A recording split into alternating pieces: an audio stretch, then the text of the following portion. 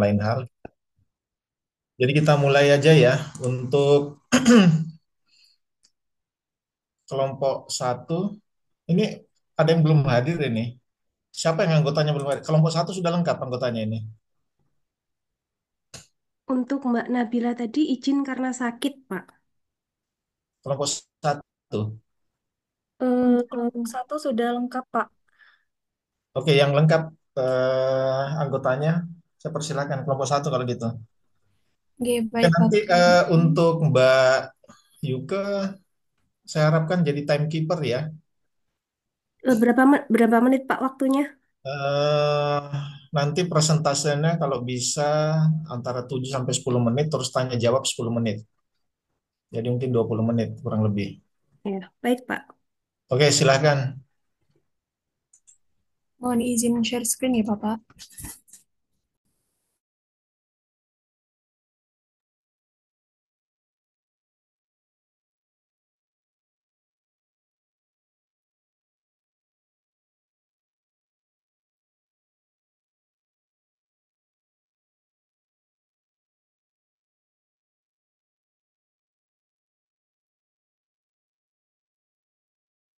Bisa di-share, Mbak, yang Zoom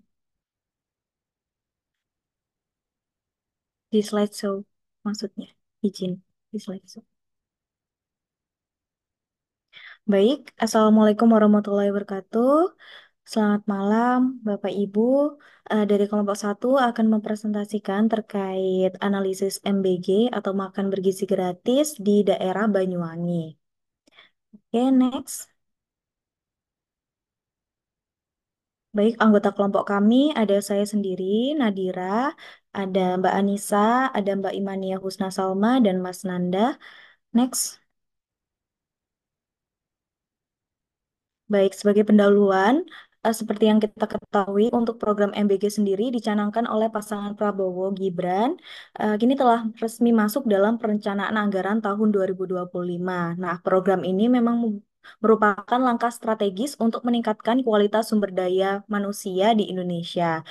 Yang akan kita bahas kali ini adalah terkait anggaran dan tujuan program, pelaksanaan MBG di Banyuwangi, dampak positif dan dampak negatifnya, serta pelaksanaan MBG, lalu adapun rekomendasi kegiatan dalam mengatasi tantangan yang sudah kami sertakan nanti. Baik, selanjutnya untuk definisi serta pelaksanaan akan dilanjutkan oleh rekan saya, Mbak Salma dan Mbak Anissa. Dipersilakan, Mbak. Oke, baik.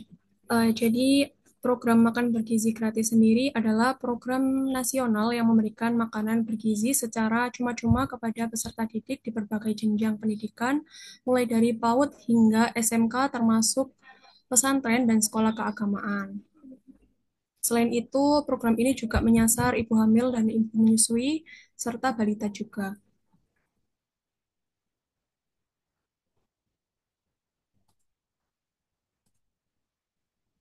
Nah, lembaga yang menaungi program ini adalah Badan Gizi Nasional, lalu dibantu juga dengan lembaga lain seperti Kementerian Koordinator Bidang Pangan yang mengatur terkait alokasi anggaran dan pengawasan, lalu ada Kementerian Desa dan Pembangunan Daerah Tertinggal, dan juga Kementerian Pendidikan Dasar dan Menengah.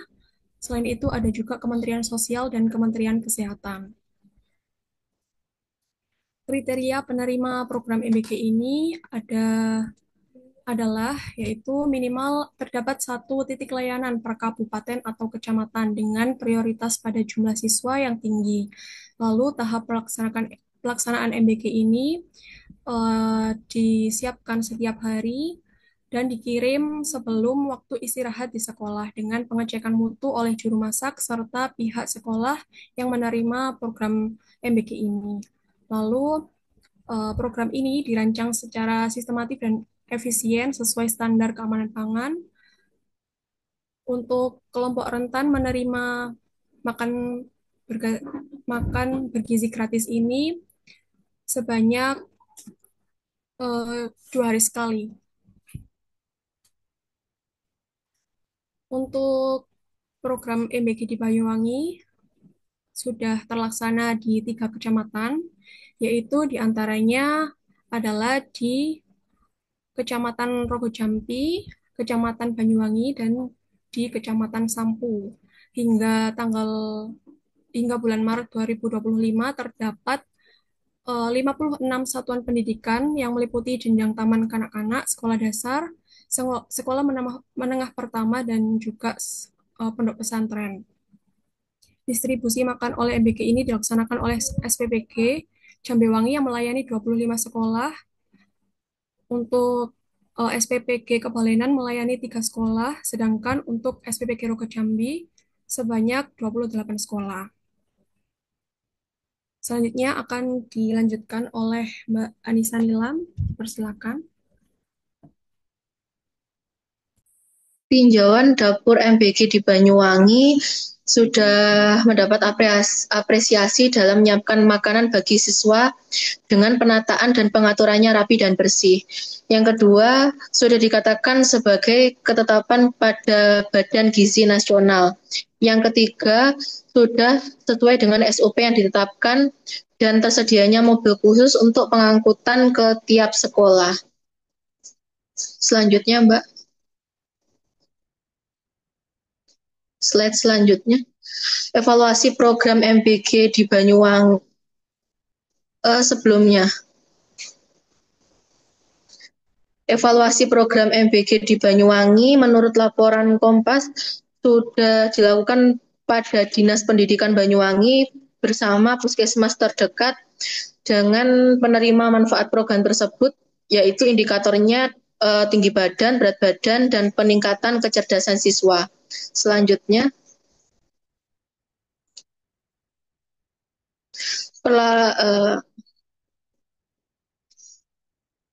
perlakuan limbah sisa makanan program MBG di Banyuwangi dalam pemerintahannya sudah mendorong dan menggiatkan sosialisasi edukasi yang melibatkan siswa-siswi.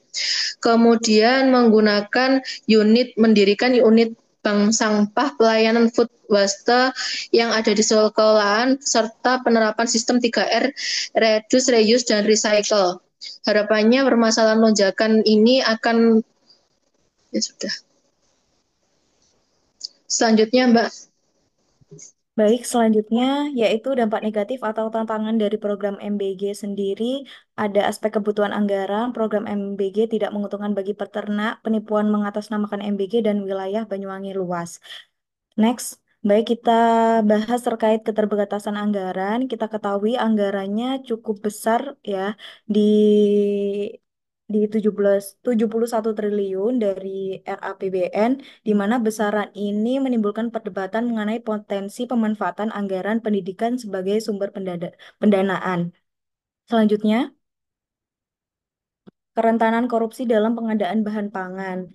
Potensi penyalahgunaan anggaran dan korupsi dalam pengadaan barang dan jasa menjadi isu krusial juga yang harus diwaspadai karena mengingat besarnya anggaran yang akan dialokasikan secara nasional. Next. Selanjutnya, program MBG ini tidak menguntungkan peternak, di mana ini sumbernya dari berita. Ada salah satu peternak Dairy Farm Margo Utomo yang menyatakan memang program ini tidak menguntungkan dengan pagu ini ada kendala utama yaitu terkait harga tidak sesuai dengan dana operasional. Selanjutnya, penipuan mengatasnamakan program MBG juga sudah pernah terjadi. Ini juga ada di berita. Ini pelaku juga meminta seperti nomor rekening dan juga mengatas ini. Selain itu, pihak sekolah juga merasa khawatir karena sering didatangi oknum yang mengatasnamakan MBG. Jadi memang banyak oknum-oknum yang mengatasnamakan MBG yang pastinya merugikan sekolah. Selanjutnya, next, wilayah Banyuwangi yang luas. Nah, ini juga tantangan utama karena terkait keterbatasan infrastruktur transportasi seperti jalan yang rusak atau sulit dijangkau. Nah, ini sering menyebabkan keterlambatan pengiriman bahan makanan dan susu ke sekolah-sekolah dasar. Hal ini juga berpotensi mempengaruhi kualitas gizinya. Ini ada juga permasalahan, oke Mbak, next saja. Ini ada permasalahan dalam implementasi program makanan bergizi ini dari beberapa jurnal yang hal ini juga mendasari tantangan program MBG di Banyuwangi terkait integrasi, akses kebijakan, pengawasan, dan juga pendanaan. Baik, next. Selanjutnya disampaikan oleh rekan saya. Selanjutnya yaitu dampak positif dari program makan bergizi gratis yang sudah berjalan di Kabupaten Banyuwangi. Yang pertama ada peningkatan status gizi dan kesehatan anak. Dalam hal ini program MBG ini memastikan bahwa individu, terutama anak-anak, mendapatkan asupan gizi yang cukup. Kemudian yang kedua ada peningkatan kehadiran dan prestasi akademik. Eh, karena anak-anak yang memiliki akses dan makanan bergizi cenderung lebih fokus dalam belajar dan kecukupan gizi ini memiliki korelasi positif dengan performa akademik sehingga dapat meningkatkan kehadiran dan prestasi siswa di sekolah. Yang ketiga yaitu pemberdayaan ekonomi lokal dan UMKM. Dengan adanya program MBG ini dapat melibatkan komunitas lokal dan dapat menciptakan siklus ekonomi lokal yang berkelanjutan dan memperkuat solidaritas sosial masyarakat sekitar. Karena program MBG ini bekerja sama dengan pengusaha lokal untuk mensuplai bahan-bahan makanan. Kemudian yang keempat penciptaan lapangan kerja dan penguatan infrastruktur, yang mana program MBG ini menciptakan lapangan kerja baru dan pengembangan infrastruktur pendukung juga memberikan efek berkelanjutan bagi pertumbuhan ekonomi daerah. Kemudian yang kelima, peningkatan indeks pembangunan manusia, di mana program MBG berkontribusi pada peningkatan rata-rata lama sekolah dan harapan lama sekolah di Banyuwangi. Next. Untuk kesimpulan dari presentasi kami, program MBG tidak hanya berperan sebagai solusi jangka pendek terhadap kelaparan, tapi juga sebagai investasi jangka panjang dalam membangun sumber daya manusia. Program ini sangat relevan diterapkan di wilayah dengan angka stunting dan ketidakhadiran sekolah yang masih tinggi. MBG secara multiplier mempengaruhi banyak aspek antara lain kesehatan dan human capital, lapangan pekerjaan, sektor pertanian dan umkm pangan, sirkulasi uang lokal atau daerah, dan pendidikan. Anak-anak yang mendapatkan asupan gizi cukup akan tumbuh lebih sehat, cerdas, dan produktif. Peningkatan gizi anak melalui penurunan angka stunting meningkatkan kualitas pendidikan dan dalam jangka panjang menciptakan sumber daya manusia unggul yang lebih produktif.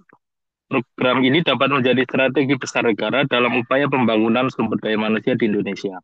Jadi bukan hanya perihal intervensi gizi saja. Akan tapi dengan asupan gizi yang cukup, anak-anak bisa belajar dengan baik, hadir secara konsisten, dan tumbuh menjadi generasi unggul. Hal tersebut adalah game changer untuk masa depan pendidikan Indonesia.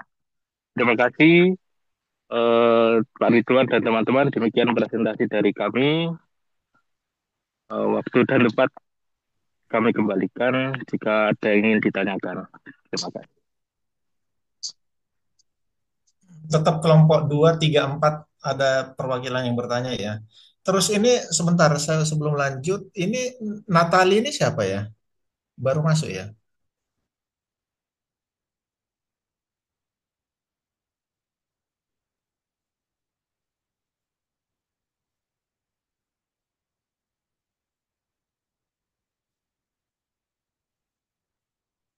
Tadi ada Natali siapa?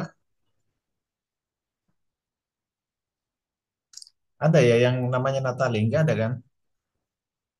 Tidak ada, Pak.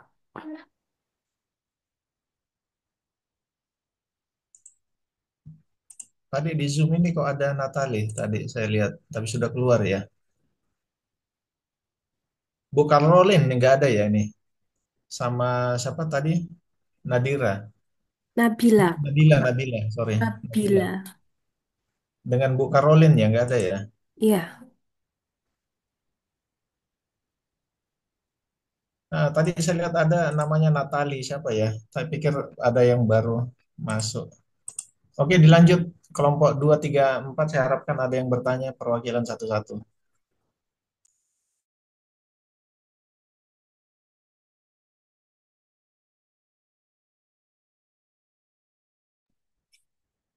Permisi Mbak, Mas, Oke, silakan Mas. Silakan. izin saya Van Ilham dari kelompok 2 izin bertanya ya. Iya Mas, silakan Mas. Izin Mas, mau tanya apakah program tersebut ada kemungkinan permanen, jadi nggak cuma di kepemimpinan Prabowo aja, jadi selanjutnya ada nggak kemungkinan untuk program tersebut bakalan ada terus? Terima kasih.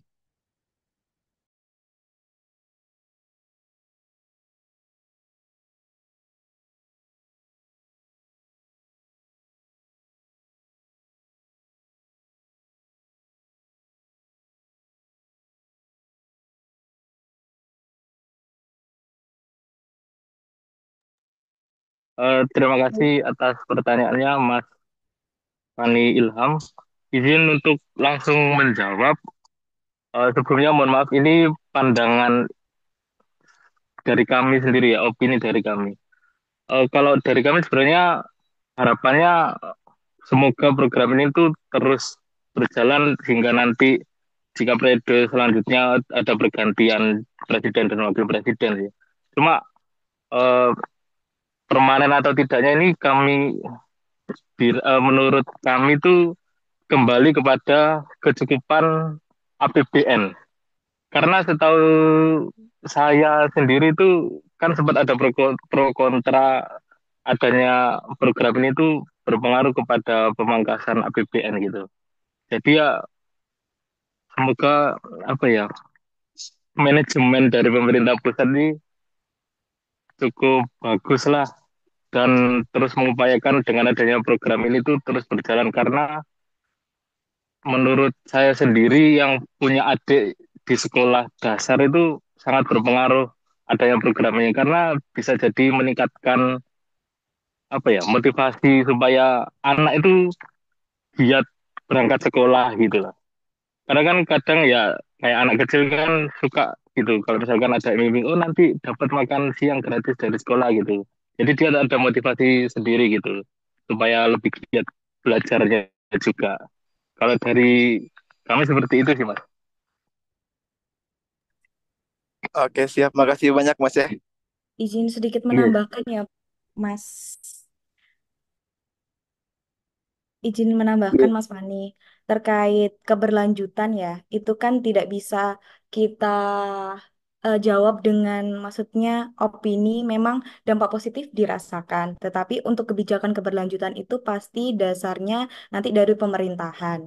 Itu dasarnya nanti dari tinjauan karena ini baru dilaksanakan tahun 2025 di mana tinjauan kita belum bisa lihat ini makan bergizi ini memang efek kepada stunting anak-anak, apakah sudah berefek terkait pendidikan, fokus pendidikannya bagaimana kan itu masih belum ada. Jadi mungkin dari kelompok kami ini menjawabnya dari sudut pandang yang baru terlaksana ini.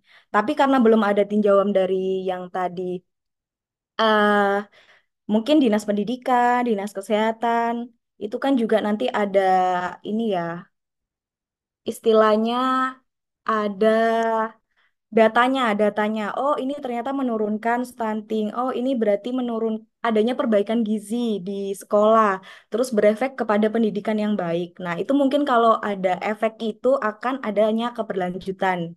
Anggaran itu akan diusahakan, tapi kembali lagi dengan adanya anggaran yang seperti yang dikatakan oleh Mas Nanda tadi. Seperti itu, Mas, tanggapan dari kami. Siap Mbak, makasih banyak Mbak. Terima kasih kembali, Mas.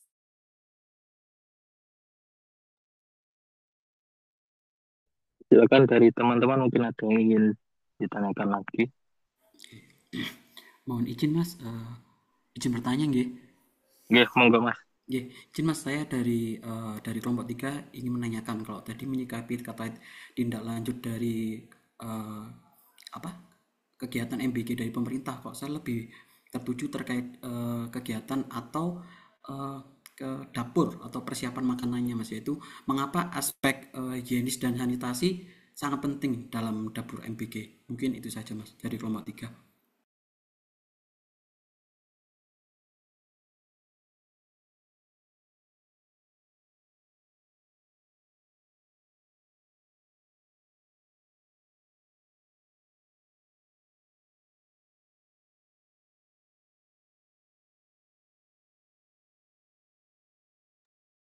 Baik, terima kasih Mas Farid. Mungkin izin menjawab, mungkin bisa ditambahkan dari kelompok saya. Terkait eh, hygiene dan sanitasi ya Mas tadi ya, terkait dapur MBG, dapur MBG ya. Memang itu merupakan faktor yang penting di mana memang ada SOP-nya juga. Kenapa hal ini penting?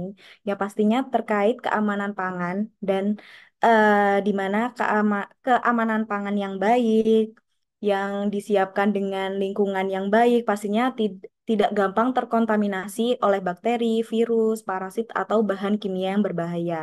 Jadi bisa sebagai pencegahan penyakit juga. Nah, untuk kualitas makanan juga dapur yang bersih dan higienis itu secara langsung mempengaruhi kualitas makanan yang dihasilkan, di mana kondisi yang bersih kan akan terasa lebih baik, lebih menarik, dan memiliki eh, alat-alat itu akan berumur lebih panjang seperti itu. Karena selalu dibersihkan, terus higienisnya itu dilihat, itu dapat juga mempengaruhi.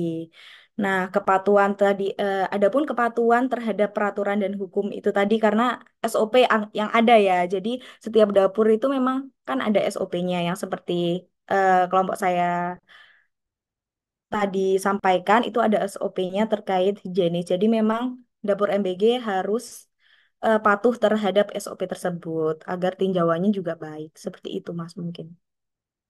Terima kasih Mas. Iya Mbak, serasa cukup nih. Terima kasih Mbak. Eh, izin untuk menambahkan juga Mas Arif. Saya beberapa waktu lalu juga sempat bertanya kepada rekan saya yang memang terjun langsung di lapangan. Eh, jadi kalau di dapur umum itu siapapun pegawai yang terlibat dalam proses atau dalam program MBG ini, sebentar. Jadi siapapun yang terlibat dari manapun pegawai yang terlibat di program ini tuh memang harus pakai APD eh, lengkap yang gimana ya, tetap menjaga higienitas dan sterilitas dari bahan makanan yang diolah tadi. Jadi siapapun yang misal mau masuk ke dapur umum tetap harus pakai APD yang memang lengkap lah mas istilahnya. Jadi supaya apa ya, higienitasnya itu tetap jaga dan menjamin kualitas dari makanan yang dikonsumsi nanti itu tetap terjaga gitu mas. Ya, baik Mas. Terima kasih banyak ya Mas Iya, penjelasannya. terima kasih.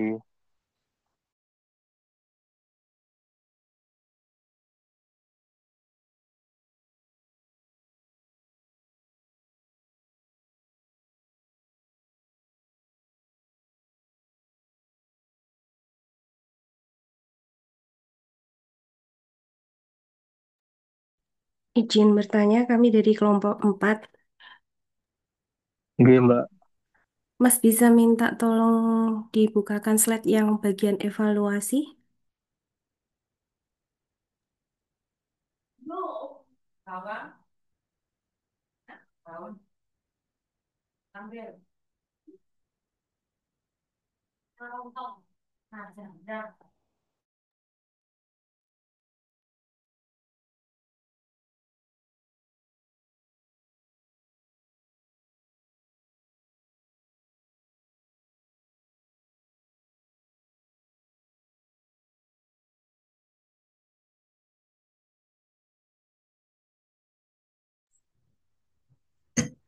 Nanti yang untuk menjawab Anissa sama Imania ya, siap-siap dibantu temannya yang lain.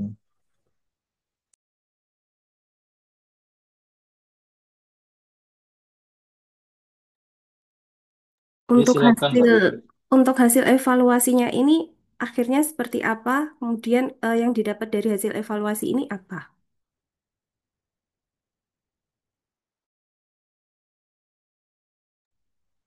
Oke, baik. Jadi izin menjawab nih Mbak Yuke.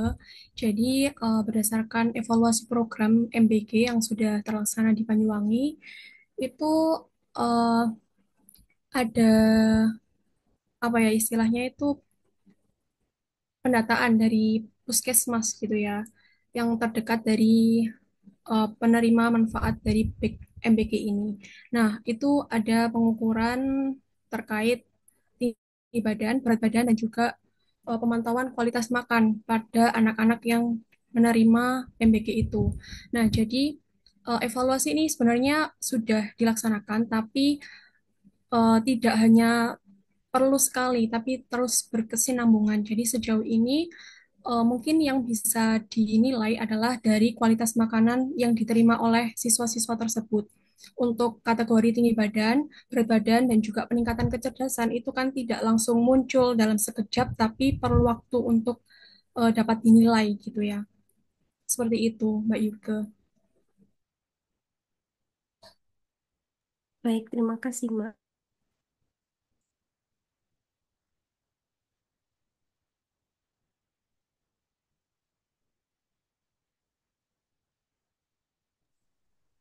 Waktunya masih ada ya? Masih ada 20 menit. eh Gini, baik, saya ini mau tanya juga ini dari kelompok satu ini kan terkait dengan MBG yang ada di Banyuwangi. Secara keseluruhan apa sudah semua dilaksanakan di 24 kecamatan? Izin masih belum, Pak. Belum. Baru berapa kecamatan? Baru separuh apa berapa persen? Belum ada separuh, Pak. Bentar, ini kami tayangkan untuk Karena kecamatannya. saya Ini, melihat Pak. juga ini kan tadi yang ditanyakan juga yuk terkait dengan evaluasi. Ini kan saya melihat cuman evaluasi yang dilakukan evaluasi outputnya. Nah, untuk evaluasi input sama prosesnya saya belum melihat. Bagaimana evaluasi inputnya? Jadi termasuk misalkan dari sisi pembiayaan. Ini kan karena dari sisi pembiayaan juga kan pasti pasti banyak kendala juga. Terus mungkin dari sisi penanganannya, kalau penanganannya tadi memang kan sudah ada beberapa yang secara tenaga atau secara keahlian sudah melakukan di bidangnya, termasuk dengan tadi ada beberapa yang sudah pertanyaan tadi dari siapa terkait dengan hygiene dan sanitasi tadi, Mas Farid ya. Nah, eh, di situ apakah ada didapati juga kendala terkait dengan pada saat proses itu karena di beberapa daerah ini ada saya melihat secara evaluasi prosesnya penanganannya itu memang ada yang tidak sesuai dengan SOP. Jadi kaitannya pada saat penyajian maupun saat penyiapan bahan. Jadi penyiapan bahan dalam artian itu ada saya nggak ngerti di Banyuwangi ini. Mungkin nanti yang lain juga nanti bisa bisa koreksi ya dari apa PPT-nya. Saya belum melihat bahwa di sini evaluasi prosesnya itu jadi ada beberapa yang menyajikan karena di sini kan sebenarnya bahan makanan yang diharapkan bahan makanan itu paling tidak 85% bahan makanan yang berasal dari bahan yang segar.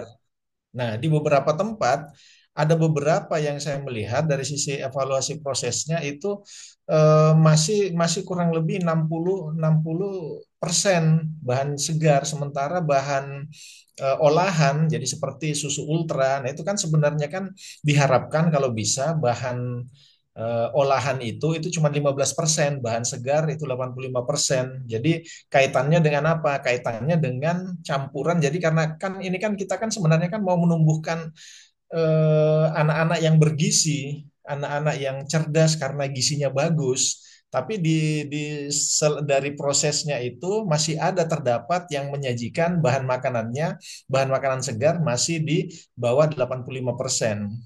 Nah, itu harus diperhatikan sebenarnya dievaluasi di sini karena di sini saya belum melihat evaluasi prosesnya. Nah, terus akhirnya didapat didapatkan hasil dari evaluasi output itu ternyata dari sisi angka kecukupan gizi ada enggak yang dari Akademi Gizi kemarin ada enggak ya? Ada ya. Nah, dari angka kecukupan gizinya itu enggak sampai karena diharapkan sebenarnya AKG-nya itu antara 33% sampai 38% kalau nggak salah, kurang lebih segitu. Nah, pada saat yang saya sampaikan tadi di evaluasi proses tadi itu kan masih banyak yang mungkin makanan olahan itu yang disampaikan jadi misalkan sosis itu kan makanan olahan. Jadi bukan bukan istilahnya ayam segar misalkan ayam yang baru dipotong terus diberikan ke anak-anak. Tapi ada juga yang memberikan misalkan sosis atau nugget. Nah itu kan bahan olahan boleh tapi jangan sampai melebihi di atas 15%. Nah salah satunya itu karena kalau kita melihat dari sisi angka kecukupan gizi ini kan lebih bagus makanan yang segar dibanding makanan olahan. Mungkin mungkin itu ya. Jadi dari bawah termasuk juga tadi pertanyaan dari siapa yang pertama tadi ya, Mas Fani ya. Terkait dari keberlanjutan. Nah, keberlanjutan ini sebenarnya ini kan program pemerintah. Nah, secara evaluasi kalau misalkan nanti evaluasinya ini bagus, nah ini kan bisa bisa menjadi apa role model yang berkelanjutan. Tetapi kalau mungkin dari sisi evaluasinya jelek, nah ini mungkin bisa berhenti berhenti di periode mungkin masanya Pak Prabowo. Tapi kalau misalkan ini role modelnya bagus dan memang bermanfaat, berhasil guna, nah mungkin bisa saja mungkin dilanjut. Walaupun dari sisi anggaran ya memang pasti ada yang harus ditekan, harus ada yang diefisiensi. Oke, mungkin gitu ya. Sekarang dilanjut kelompok 2.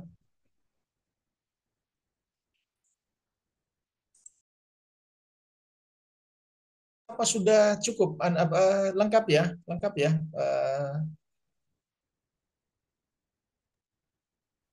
Anggotanya lengkap ya? Oke. Lengkap Bapak. Baik, terima kasih atas kesempatan yang diberikan kepada kelompok kami, kelompok 2. Izin mempresentasikan makanan bergizi gratis di Semarang. Kelompoknya ada Clara Karunia, saya sendiri, ada Dewi Handenin, Nabila Nindya, Mbak Nur Kholis, dan Mas Fan Ilham. Next, Mbak. Baik, yang pertama adalah informasi umum makanan bergizi gratis.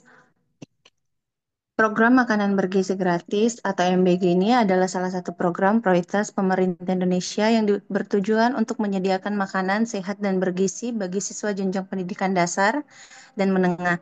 Inisiatif ini dirancang untuk meningkatkan status gizi anak-anak sekolah, mendukung tumbuh kembang mereka, serta meningkatkan konsentrasi belajar dan produktivitas akademi. Program MBG mulai dilaksanakan secara bertahap sejak awal tahun 2024 dengan pilot project atau uji coba di beberapa daerah di Indonesia, termasuk di Kota Semarang. Di Kota Semarang, pelaksanaan program ini dimulai pada awal tahun 2025 dengan 8 sekolah yang menjadi percontohan awal pelaksanaan program ini.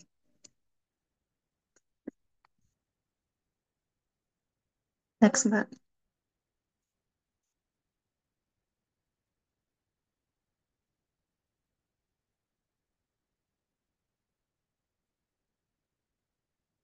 Kemudian ada pun latar belakang MBG gratis. MBG ini merupakan salah satu program prioritas nasional yang bertujuan untuk mengatasi permasalahan gizi buruk, menekan angka stunting, serta meningkatkan kualitas sumber daya manusia sejak usia dini.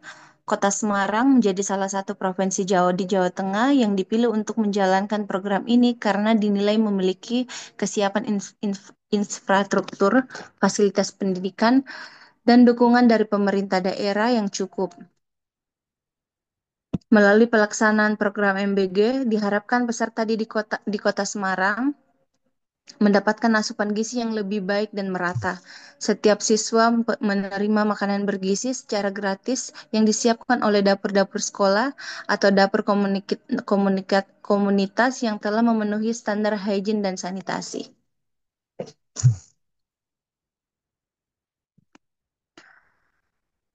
Kemudian proses pelaksanaan makanan bergizi. Tahap perencanaan merupakan fondasi awal dalam pelaksanaan program MBG ini di Kota Semarang. Pada tahap ini, berbagai pemangku kepentingan dilibatkan seperti pemerintah Kota Semarang, Dinas Kesehatan, Dinas Pendidikan, ahli gizi, sekolah, hingga masyarakat lokal. Salah satu elemen utama dalam perencanaan adalah penyusunan menu makanan bergizi yang sesuai dengan kebutuhan siswa berdasarkan kelompok usia. Dinas Kesehatan Kota Semarang bersama para ahli gizi merancang menu dengan prinsip gizi seimbang. Contohnya, menu untuk siswa SD meliputi nasi putih, chicken katsu, sayur brokoli, tahu buah pepaya, dan air mineral. Komposisi ini dirancang mencukupi 30% kebutuhan kalori harian anak. Selanjutnya dilanjutkan oleh teman saya, Mbak Dewi.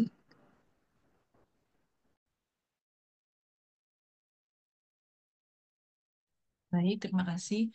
Dan di sini ada pengelolaan sisa makanan merupakan salah satu aspek penting dalam pelaksanaan MBG di Kota Semarang. Keberadaan program ini meskipun membawa dampak positif dalam peningkatan gizi anak sekolah, juga berkonsekuensi pada meningkatnya volume sampah organik harian yang berasal dari sisa makanan yang tidak habis dikonsumsi oleh siswa. Salah satu inovasi yang telah dikembangkan oleh pemerintah Kota Semarang adalah pemanfaatan budidaya maggot atau larva lalat black soldier fly sebagai metode pengolahan sisa makanan organik dari program MBG. Budidaya maggot ini diterapkan di berbagai sekolah berstatus adiwiyata, yaitu sekolah yang berkomitmen terhadap pelestarian lingkungan hidup dengan melibatkan langsung siswa, guru, dan tenaga kependidikan dalam proses pengumpulan, pemilahan, dan pengolahan limbah makanan.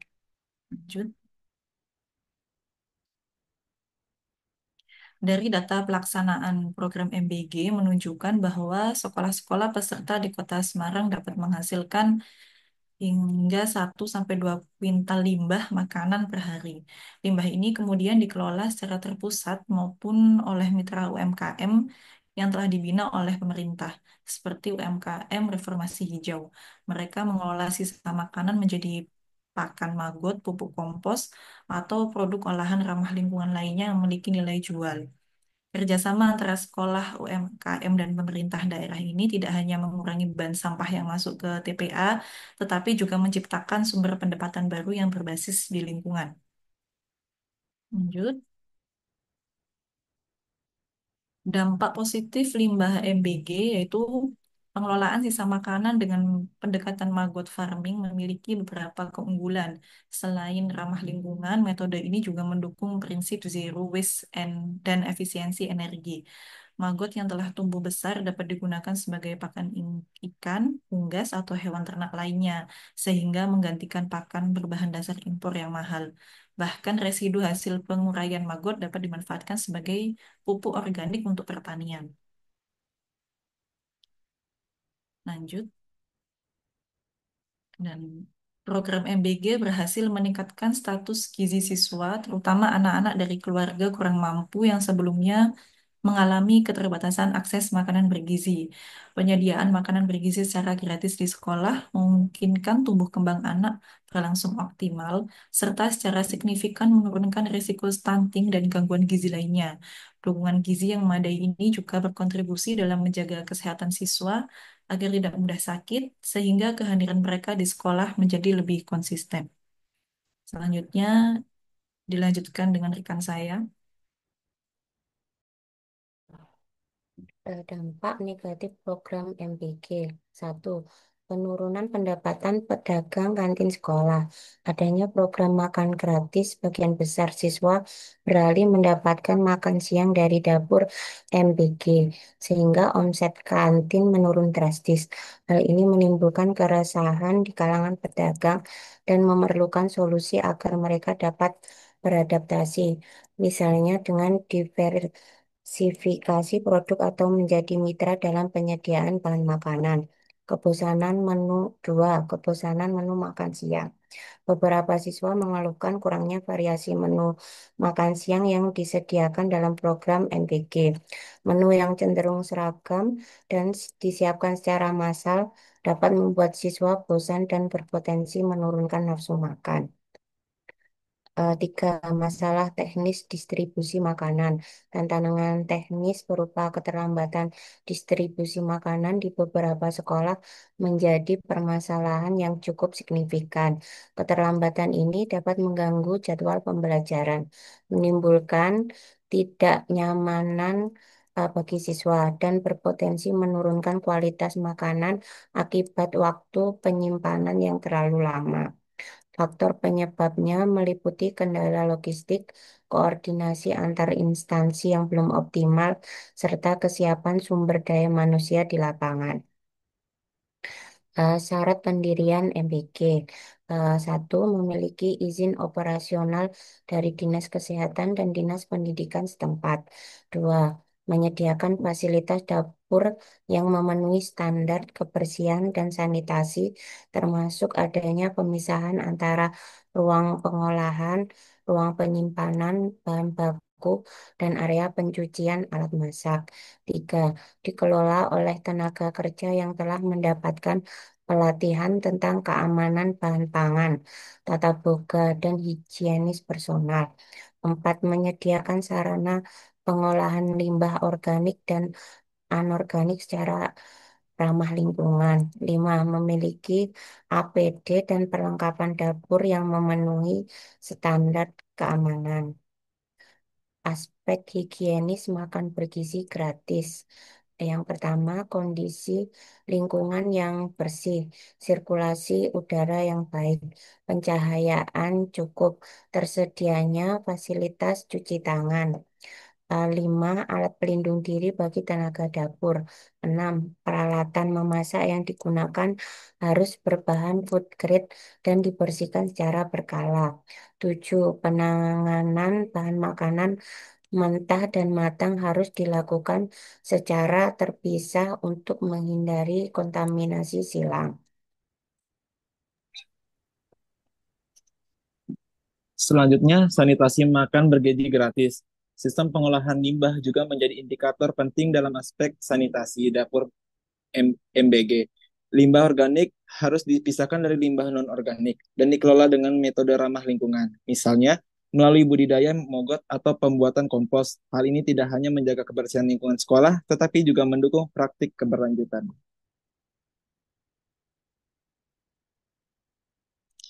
Kesimpulannya, program makan bergizi gratis di Kota Semarang berperan penting dalam meningkatkan gizi anak, mendukung pendidikan, dan memperkuat kesejahteraan sosial, inovasi pengolahan limbah, standar higienitas tinggi, serta dampak ekonomi lokal menunjukkan potensi besar program ini.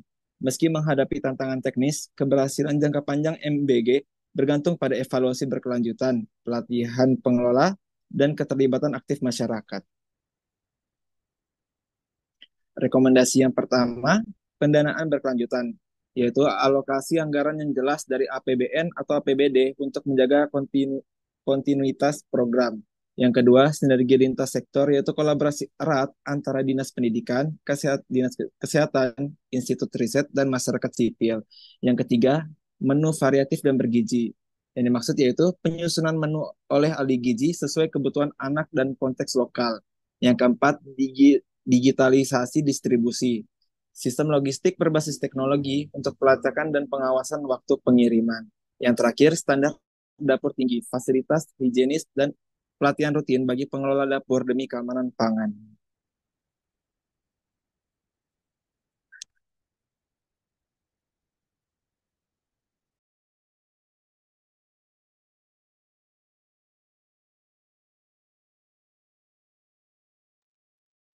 Sekian dari kelompok 2.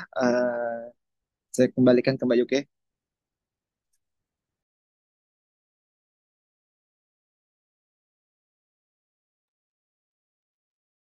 Mungkin bisa langsung dilanjutkan pertanyaan.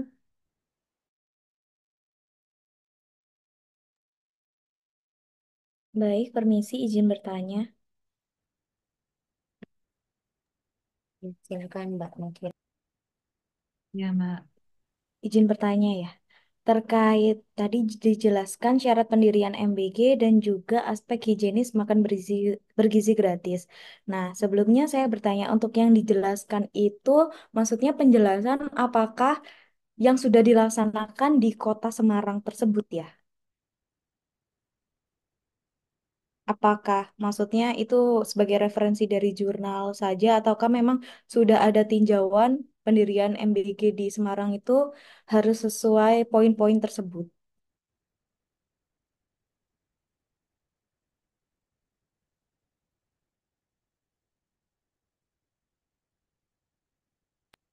Iya Mbak, untuk saat ini itu sudah sesuai yang sudah diterapkan di Kota Semarang. Oh, jadi memang sudah ada tinjauannya ya, Mbak. Maksudnya sudah ada tinjauan dapurnya ya untuk di dapur di Semarang sendiri untuk MBG-nya. Ya.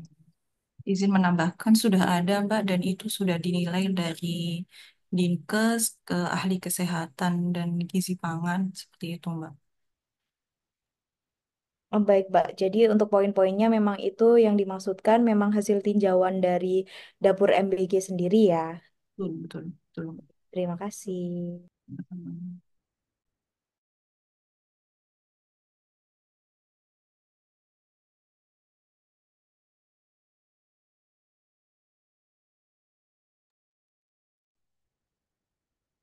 Izin bertanya, eh, Ya, untuk Mas. ya saya dari kelompok 3. eh, Mungkin ini pertanyaan umum ya bagi kita semua. Nah, waktu tercetus program MBG, terus terang ya, ini bayangan kami itu adalah eh, memanfaatkan padat karya atau dapur-dapur umum oleh apa maksudnya dapur eh, masyarakat sekitar gitu. Tapi pada akhirnya MBG ini harus membentuk dapur besar ya, dapur besar. Mengapa gitu ya?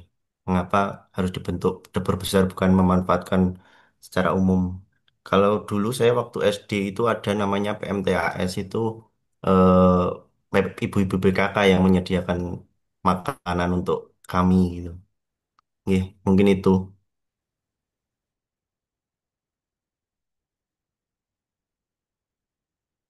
Jadi pertanyaan mengapa harus dibentuk dapur besar?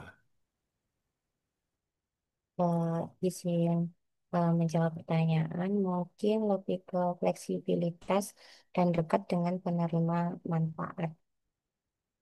Pemberdayaan masyarakat lokal dan standar gizi dan higienitas lebih mudah dikontrol, skalabilitas dan efisiensi operasional.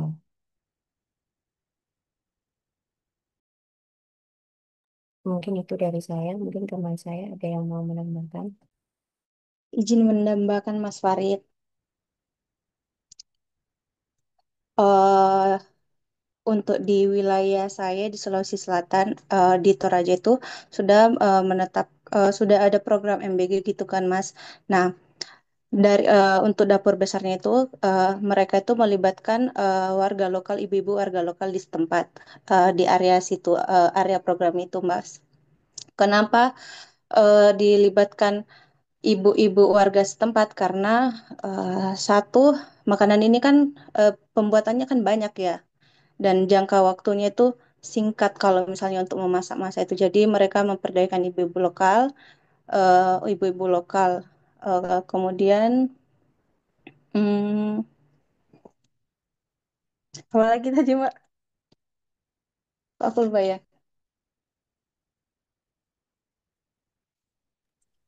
Standar gizi dan higienitas lebih mudah dikontrol. Oh, kemudian kan eh, untuk masuk ini kan untuk udah ada SOP-nya ya untuk hygiene dan sanitasi. Jadi sebelum ibu-ibu ini terjun ke ini ke program ini, mereka kan sudah wajib untuk diberikan pelatihan hygiene dan sanitasi dan SOP lainnya yang diharuskan wajib untuk mengikuti SOP tersebut. Gitu aja sih Mas kalau dari aku. Oke, terima kasih. Ini sih Mbak, ya, dari kelompok 4 izin bertanya.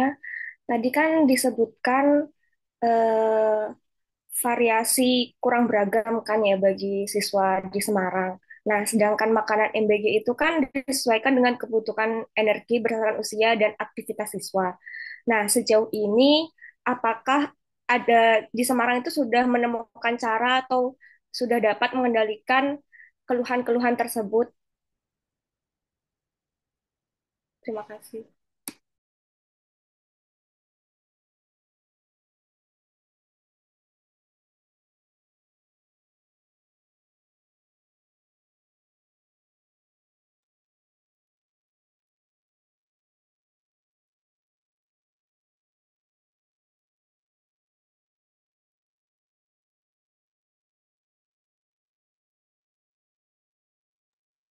izin Mbak menjawab sedikit Mbak.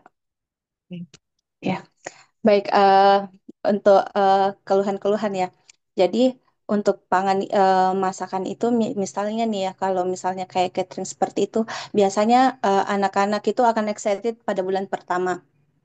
Tapi dengan 1 bulan itu mereka akan menilai nih setiap minggu, setiap hari Senin menunya apa, Selasa menunya apa, Rabu menunya apa. Jadi dalam 1 bulan itu mereka udah bisa tahu dan dalam jangka 2 bulan kita orang dewasa aja udah, wah ini menunya pasti ini nih hari Senin. Itu akan bosan Mbak, lama-lama akan bosan jatuhnya. Jadi mungkin untuk anak kecil ini eh, nggak bisa mengeluh ya. Paling mengeluhnya sama gurunya, tapi dari saat mengeluh sama guru, guru bisa mewakilkan ke penyedia makanan tersebut, Mbak. Begitu. Untuk dapat dievaluasi lagi atau misalnya ada menu tambahan atau menu pergantian menu sebelum menu sesudah menu sebelumnya begitu, Mbak. Oke, izin menambahkan ya Mbak. Untuk masalah bosan dengan variasi makanan, karena mungkin keterbatasan logistik dan anggaran, karena yang dibeli dalam jumlah besar, karena kan untuk siswa dan yang dalam jumlah besar ya. Dan untuk mengurangi itu atau menanggulangi agar tidak bosan, karena sudah ditinjau langsung dengan Dinas Kesehatan dan ahli gizi dan pangan. Nah, mungkin mereka sudah berkoordinasi bagaimana caranya agar variasi menu makanan bisa lebih diperbanyak lagi atau di setiap hari ganti menu. Mungkin itu sih Mbak, atau mungkin bisa ditambahkan dengan snack dan susu. Seperti itu Mbak, untuk mengurangi kejenuhan dalam variasi makanan. Iya, baik Mbak. Terima kasih penjelasannya. Oke.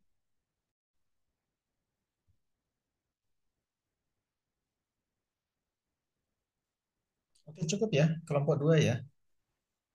Semua sudah bertanya, kelompok 1, 3, dan 4. Ya, memang saya lanjutkan tadi dari pertanyaan dari Unsya Zulfa tadi terkait dengan variatif menu. Saya juga kaget di sini. Mungkin saya sedikit bertanya terkait dengan apa slide yang disampaikan tadi dari kelompok 2 terkait dengan penurunan pendapatan pedagang kantin sekolah dengan kebosanan menu makan siang.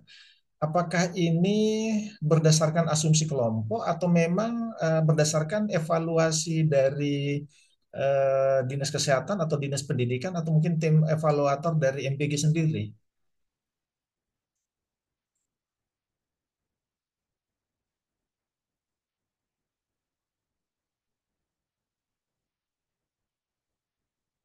Kelompok 2 bisa dijawab. Siapa yang bisa mewakili? Apakah itu cuma asumsi kelompok atau memang hasil evaluasi? Hasil evaluasi, Pak. Hasil evaluasi ada di jurnal ya? Ada, ada sumbernya. Ada sumbernya ya? Oke. Eh, Terus terkait juga dengan kenapa MBG ini tadi pertanyaan tadi siapa ya? Mas Abadi ya. MBG ini dapur besar. Jadi gini, sebenarnya memang kan kalau kalau secara apa ya logika berpikir kita seharusnya itu memang kan memberdayakan. Nah, termasuk tadi tadi di evaluasi tadi, misalkan merugikan pihak kantin, misalkan penurunan pendapatan. Terus kenapa tidak misalkan PKK misalkan yang dilibatkan dalam hal pemenuhan MBG ini. Tetapi sebenarnya ada satu pertanyaan besar sebenarnya terkait dengan itu. Dari sisi anggaran, karena MBG ini, program MBG ini eh, dari BGN tidak menurunkan anggaran dulu, tetapi pelaksana, jadi termasuk SP SPPI ya, itu mereka harus menyiapkan dulu makanan, terus nanti 3 bulan kemudian baru dibayar. Nah, saya kasih ilustrasi misalkan begini, mereka harus setiap hari memberikan makan siswa 3.000 porsi misalkan. Nah, 3.000 porsi satu hari kali 10.000 itu sudah berapa? 30 juta.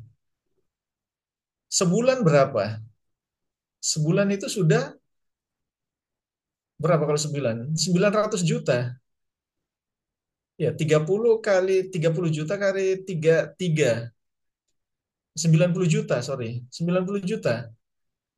Nah, kalau misalkan per 3 bulan dia dibayar, nah kalau misalkan dari sisi pemberdayaan masyarakat sekitar, istilahnya orang yang bukan bukan profesional di situ, bukan catering atau bukan catering besar misalkan, mereka tidak mampu.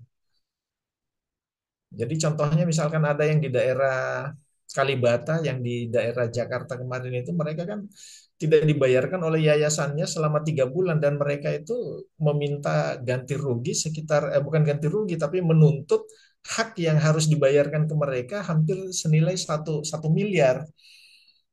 Karena apa? Karena mereka harus menjalankan kegiatan itu dulu, baru setelah itu nanti dibayarkan. Nah, itu yang menjadi alasan sebenarnya kenapa MBG ini tidak tidak bisa oleh bukan bukan tidak bisa, tapi memang dari sisi finansial itu memang mereka tidak mampu untuk melakukan kegiatan-kegiatan itu, baru setelah itu dibayar. Nah, itu yang menjadi alasannya. Jadi terkait dengan kenapa tadi MBG ini dilaksanakan misalkan orang yang punya dapur besar atau catering besar ya karena itu dari sisi anggaran atau finansialnya itu mereka harus membiayai dahulu. Jadi kayak kayak istilahnya kayak proyek itu ya pemborong itu ya harus mengerjakan kegiatannya dulu baru nanti dibayarkan. Jadi itu salah satunya. Nah, kalau misalkan cuma catering-catering kecil, mereka tidak akan mampu. Termasuk juga dari alat dan peralatan, sarana prasarana penunjang. Nah, itu juga harus harus didukung itu semua. Itu mungkin salah satu alasannya. Oke, lanjut ke kelompok 3 ya. Mbak Yuke kita efektifkan ya 20 menit ya. Ini kan kita selesai jam 17.40. Oke, 20 menit untuk kelompok 3 dan 20 menit untuk kelompok 4. Baik, Silakan kelompok 3.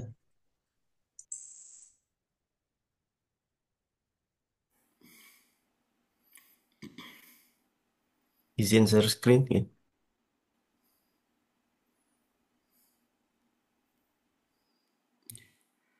Mohon izin Bapak, mohon izin teman-teman. Perkenalkan saya Farid dari kelompok 3. Suaranya kurang besar ya? Apa saya saja yang kurang besar suaranya di Oke, sini? mohon maaf Pak. Untuk Mas Farid ini. Nggih, ngapunten Pak. Apa masih sama nggih Pak nggih? Bisa ditambah volumenya. Sebentar Pak. Selamat malam. Masih sama Pak. Oke, agak dekat sedikit aja Mas Farid. Oh, Biar nggih, baik Pak. Nggih. Baik Pak. Terima kasih. Perkenalkan, saya Farid Fadoli, saya dari perwakilan dari kelompok 3, izin menyampaikan terkait PPT program makanan bergizi gratis di Kota Malang. Minta tolong slide-nya Mas. Perkenalkan dulu, kami beranggotakan 4 orang. Kami yang pertama ada saya Farid Fadoli, ada Mbak Rofi Amasruah, kemudian ada Mas Novian Abadi dan Mbak Susniawati. Next. Sebelumnya saya sampaikan apa latar belakang pemerintah mengadakan kegiatan MBG. Pemerintah Indonesia telah menetapkan berbagai kebijakan dalam upaya perbaikan gizi, salah satunya melalui MBG. Kebijakan ini dilatar belakangi oleh tingginya prevalensi masalah gizi seperti stunting, wasting, anemia, dan obesitas. Maka dari itu, intervensi gizi perlu dilakukan menyeluruh, tidak hanya tentang edukasi, tapi juga menyediakan makanan sesuai dengan kebutuhan gizi per orang dan kelompok. Untuk tahapan pelaksananya, di sini kami menentukan 6 poin. Poin pertama yaitu perencanaan menu, mulai memperhatikan gizi seimbang, kebutuhan kalori, zat gizi makro mikro, budaya lokal, dan kesediaan bahan anggaran. Kemudian untuk yang kedua ada pengadaan bahan makanan yang menjamin kualitas bahan baku. Untuk yang ketiga yaitu proses pengelolaan makanan. Yang keempat penyimpanan dan distribusi. Untuk yang kelima pencatatan dan monitoring. Dan untuk yang enam keterlibatan lintas sektor. Next. Untuk evaluasi MBG sendiri, di sini ada 7 poin. Yang pertama itu evaluasi kualitas makanan, evaluasi status gizi penerimaan manfaat, evaluasi proses produksi distribusi, evaluasi tingkat kepuasan konsumen, evaluasi efisiensi dan biaya. Keenam ada audit internal dan eksternal, dan yang ketujuh adalah tindak lanjut hasil evaluasi.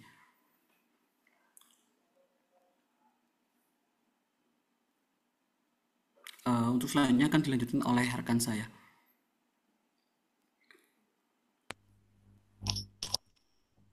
Baik, dampak program MPG di Kota Malang dikategorikan dalam 3 kategori, yaitu dampak positif, dampak negatif, dan dampak sosial. Untuk dampak positif, diantaranya Maaf Mbak, suaranya kurang jelas. cek sudah, apakah sudah jelas? Kurang, Belum. kurang Mbak, kurang. Lebih dekat lagi mungkin di mic-nya biar agak kedengaran. Cek sudah, apa masih sama? Masih sama.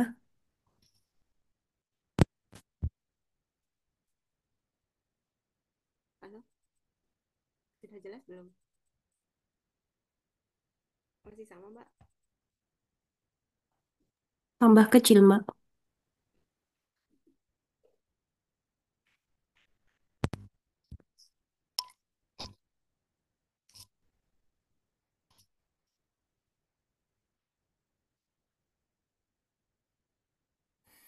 Mohon izin Pak, mungkin izin saya lanjutkan mawon nggih. Mungkin dari Mbak Rufinya ada gangguan. Izin untuk dampak program MBG sendiri, yang pertama untuk dampak positif, yang pertama ada penilaian status gizi masyarakat, yang kedua ada pencegahan penyakit, efisiensi layanan, pendidikan gizi yang tidak langsung, dan pengurangan limbah panganan. Kemudian untuk dampak negatifnya adalah yang pertama jelas untuk biaya personel yang tinggi, ketergantungan institusi, potensi pemborosan, dan kendala logistik. Next. Kemudian untuk dampak sosial, satu, meningkatkan kesadaran masyarakat terhadap pentingnya gizi. Yang kedua adalah mendorong budaya makan sehat. Dan yang ketiga adalah memperkuat solidaritas sosial. Dan yang keempat, meningkatkan kepercayaan terhadap institusi penyelenggaraan. Untuk selanjutnya, untuk syarat-syarat dalam mendirikan dapur makan sendiri pun ada persyaratannya. Yang pertama terkait secara teknis. Yang satu yaitu perencanaan menu oleh tenaga gizi terlatih, minimal ahli gizi atau nutrisi. Yang kedua ada penggunaan bahan makan yang segar, bergizi, aman, sesuai standar gizi seimbang. Dan kita adanya sistem pengolahan makanan sesuai prinsip keamanan pangan HACCP atau Good Manufacturing Practice. Kemudian ada syarat infrastruktur, yaitu untuk ruang dapur terpisah antara makanan mentah dan matang untuk menjaga konsumsi silang. Kemudian ada sumber air bersih yang memadai, mencuci bahan makanan dan peralatan. Ada kesediaan fasilitas penyimpanan baik maupun yang kering, yang dingin maupun yang kering maksud saya, ventilasi pencahayaan, dan saluran pembuangan yang baik dan tidak mencemari lingkungan. Syarat selanjutnya yaitu syarat SDM atau sumber daya manusia memiliki tenaga dapur yang terlatih dalam higien sanitasi makanan. Tenaga gizi bertanggung jawab atas penyusunan menu dan evaluasi gizi, adanya petugas kebersihan dan pengelola logistik bahan makanan. Syarat higien dan sanitasi, seluruh pekerja wajib memakai pemeriksaan kesehatan secara berkala. Selanjutnya penggunaan APD atau alat pelindung diri seperti celemek, masker, penutup kepala, dan sarung tangan. Selanjutnya, dapur harus dibersihkan secara berkala dan memiliki prosedur pembersihan alat masak yang baik. Selanjutnya, pengelolaan sampah harus dilakukan dengan sistem tertutup dan terpisah. Syarat administratif dan legal, izin operasional dari Dinas Kesehatan setempat. Selanjutnya, penerapan standar mutu dan SOP yang terdokumentasi. Selanjutnya, audit internal berkala serta kesiapan untuk diawasi oleh lembaga terkait, BPOM atau Dinkes. Syarat keamanan pangan, menerapkan prinsip Good Handling Practice atau GHP. Selanjutnya, penggunaan bahan makanan berlabel dan memiliki izin edar. Selanjutnya, tidak menggunakan bahan berbahaya seperti pengawet kimia, pewarna buatan ilegal, dan lain-lain. Keuntungan atau benefit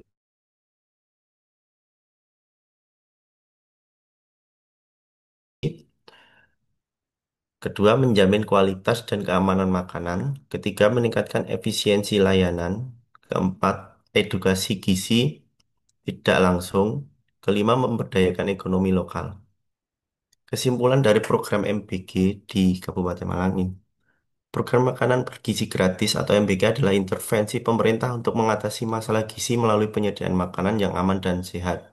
Keberhasilannya bergantung pada pelaksanaan sistematis yang memenuhi syarat teknis, higienis, dan legal yang ketat. program ini memerlukan evaluasi berkelanjutan dan pengelolaan sisa makanan yang efektif untuk mengatasi tantangan seperti biaya operasional yang tinggi dan lain-lain. Meskipun demikian, MBK memberikan manfaat signifikan termasuk peningkatan status gizi, edukasi pola makan sehat secara tidak langsung, dan pemberdayaan ekonomi lokal. Pada intinya, MBK adalah program strategis untuk menciptakan dampak kesehatan dan sosial yang positif dan berkelanjutnya. Terima kasih dari kelompok kami. Eh, Selanjutnya untuk dibuka pertanyaan.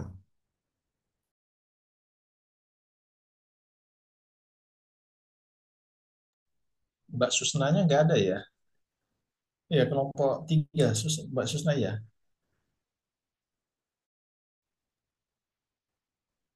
Untuk Mbak Iya Pak, Susna ada Pak. ada. Oh, ada ya, oke. Saya pikir Iya, nggak ada dari tadi. ada Nggak. Pak. Oke, dilanjut.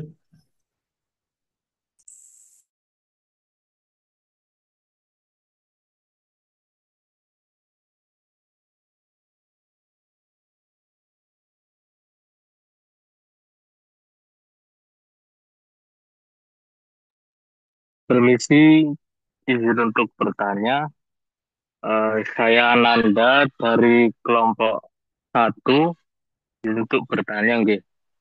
Karena kan sempat ada berita atau informasi kalau di daerah lain sih ada kasus yang sampai keracunan makanan gitu ya kalau nggak salah itu. Nah, yang mau saya tanyakan tuh bagaimana khususnya di lingkup kabupaten atau di Kota Malang ini pengawasan kualitas makanannya sebelum didistribusikan ke sekolah-sekolah gitu. Ya, itu aja sih. Terima kasih.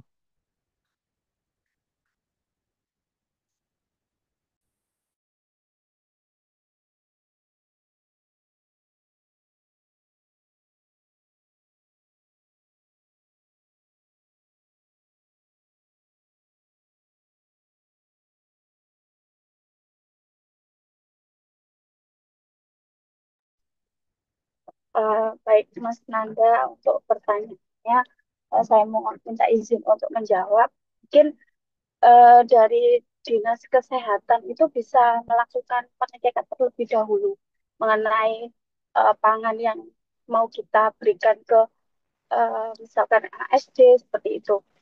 Pengecekannya biasanya dari petugas gizi untuk kelayakan eh, apa namanya, kelayakan alatnya apa steril atau enggak, terus dari standar pangannya seperti itu. Jadi kita harus biasanya itu dari petugas ini dinas kesehatan untuk pengecekan sebelum kita uh, pembagian ke anak-anak, biasanya seperti itu Mas Anda. Mungkin Oke. iya, mungkin mungkin itu aja Mas. Ya, barangkali ada tambahan dari teman-teman untuk menjawab. Tambahan nggih, mungkin dari sebenarnya dari persyaratan yang sudah disampaikan tadi, eh, upaya preventif itu sudah ada, yaitu dengan apa adanya dengan eh, izin edar untuk yang bahan-bahannya, pemilihan eh, apa bahan makanan yang baik, dan adanya petugas gizi yang ada di masing-masing apa namanya dapur itu, sehingga sebelum keluar ada pengecekan seperti itu.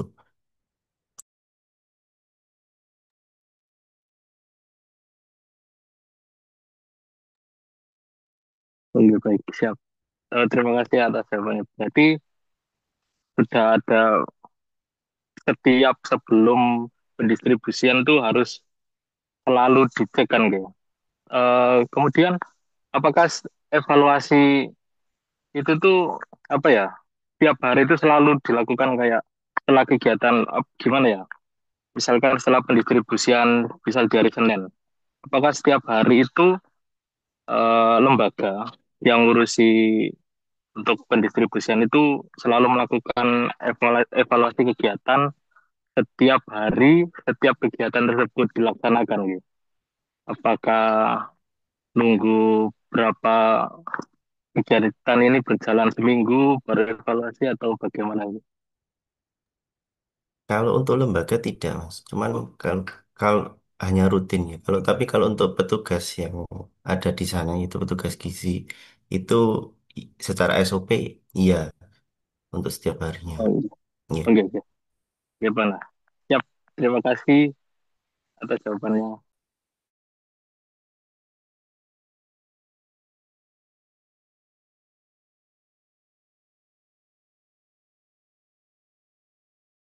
Izin bertanya, Mas. Tadi disebutkan ada terkait penggunaan prinsip GHP atau Good Handling Practice itu terus terang saya baru dengar. Bisa dijelaskan prinsip itu seperti apa? Terima kasih.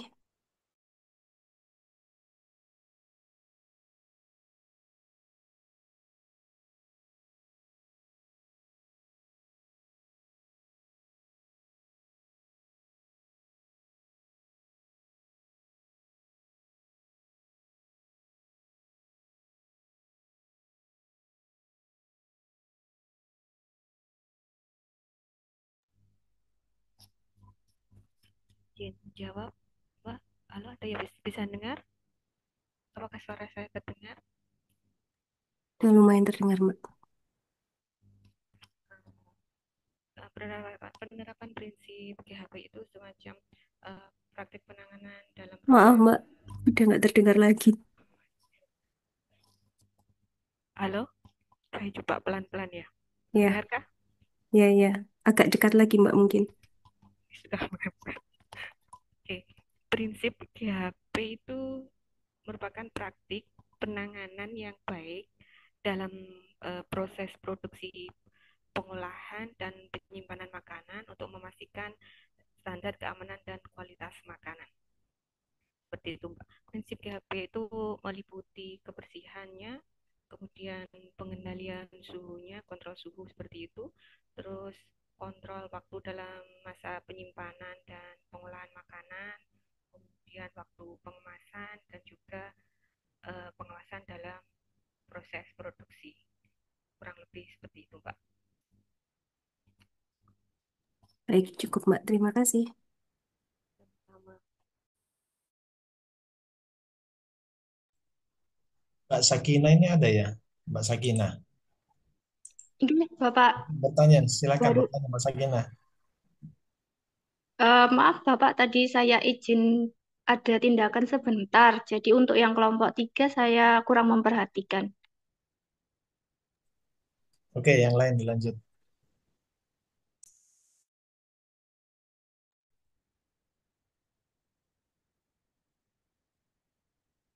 Izin bertanya, Pak. Dari kelompok 2.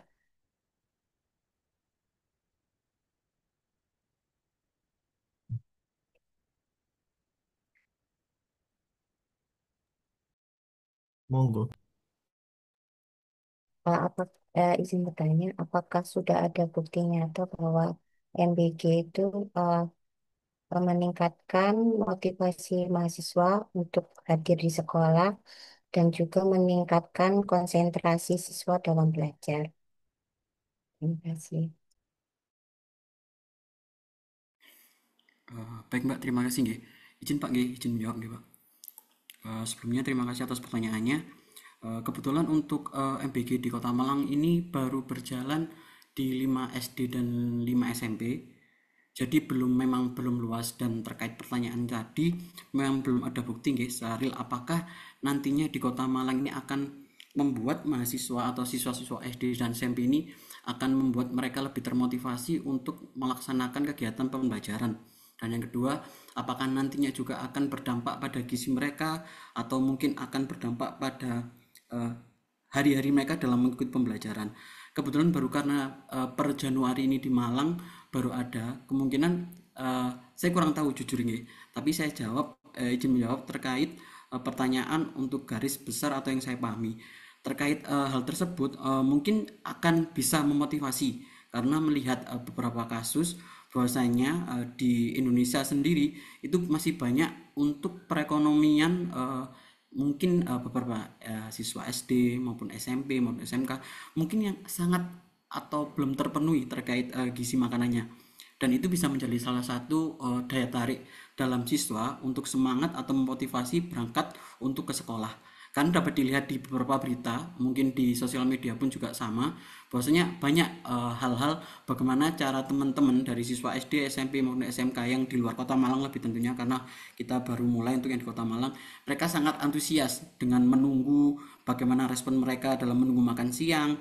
Nanti mereka juga menunggu apakah menunya hari ini itu memang ada terlihat.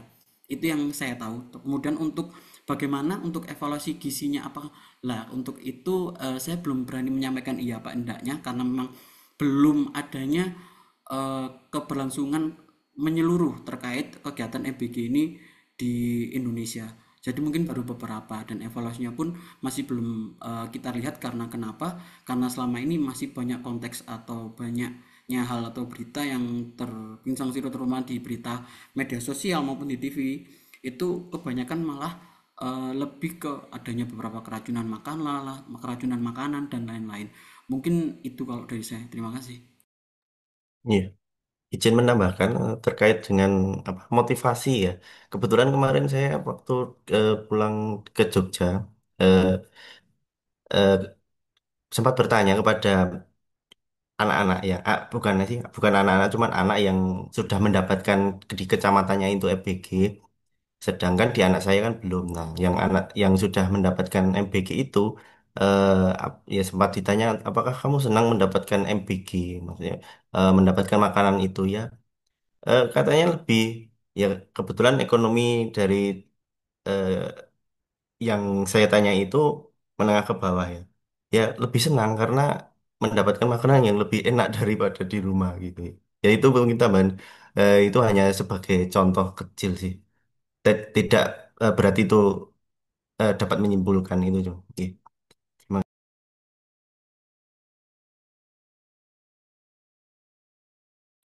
Mungkin berikut pertanyaan jawaban dari kelompok kami Pak, izin Pak.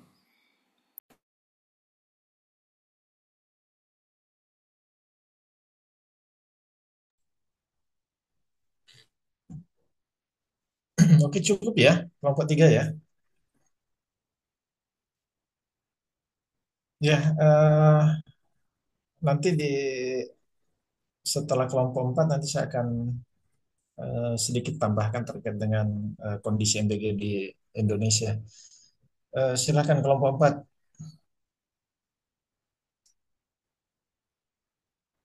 Sebelumnya ini Ibu Karolin ada keterangan nggak Mbak Yuka? Kebetulan tidak bisa dihubungi, Pak. Takutnya terkendala sinyal. Di WA nggak nyampaikan Ya, hanya centang satu aja. tentang satu. Oh, Iya, nanti biar konfirmasi. ya. Eh, oke, silakan kelompok 4. Ini share screen ya teman-teman.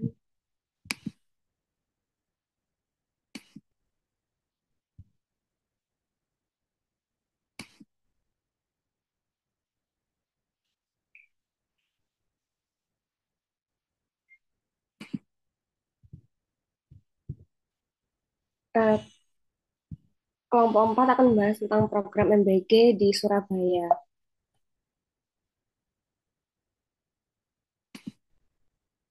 Dengan anggota kelompoknya yaitu saya, Usia Zulfa Ulinuha, Mbak Yuke, Mbak Sakina, dan Mbak Carolina yang berhalangan hadir hari ini. Sebelumnya, program MBG di Surabaya itu bertujuan untuk mengatasi masalah gizi buruk yang dihadapi oleh anak-anak. Meskipun Surabaya merupakan kota besar dengan sumber daya yang beragam, masih terdapat segmen masyarakat yang tidak memiliki akses yang memadai terhadap makanan bergizi. Penyebab masalah gizi buruk mencakup kemiskinan, kurangnya pengetahuan gizi orang tua, dan akses yang terbatas terhadap makanan yang sehat. Pada tahun 2022, lebih dari 5.000 anak teridentifikasi mengalami gizi buruk. Program MBG bertujuan untuk memberikan akses langsung kepada anak-anak terhadap makanan bergizi dan memberdayakan ekonomi lokal melalui kolaborasi dengan berbagai aktor termasuk pemerintah, BUMDes, UMKM, dan masyarakat. Tujuannya Tujuan penulisan ini adalah untuk menjelaskan proses pelaksanaan program MBG, mengidentifikasi tantangan dan solusi implementasi program yang akan dibahas nanti. Sedangkan sumber informasi yang kita dapat melalui Peraturan Presiden Nomor 83 Tahun 2024, Juknis Operasional MBG. Dan datanya menurut Dinas Kesehatan Surabaya, media massa, laporan lapangan. Dengan pendekatannya melalui analisis studi literatur. Selanjutnya akan dibahas oleh Mbak Sakina. Baik, saya lanjutkan untuk pembahasan dari pengertian makanan bergizi. Makanan bergizi adalah asupan makanan sehari-hari yang mengandung zat gizi penting seperti karbohidrat, protein, lemak, vitamin, dan mineral yang dibutuhkan tubuh untuk tumbuh, berkembang, dan berkreativitas secara optimal. Jenis makanan bergizi antara lain untuk yang karbohidrat ada nasi, singkong, dan pasta. Untuk protein ada ayam, ikan, tahu, dan tempe. Untuk yang lemak, mengandung lemak, ada susu, alpukat, dan zaitun. Untuk vitaminnya bisa untuk pertumbuhan dan metabolisme yang didapatkan dari pedoman gizi seimbang. Next, Mbak.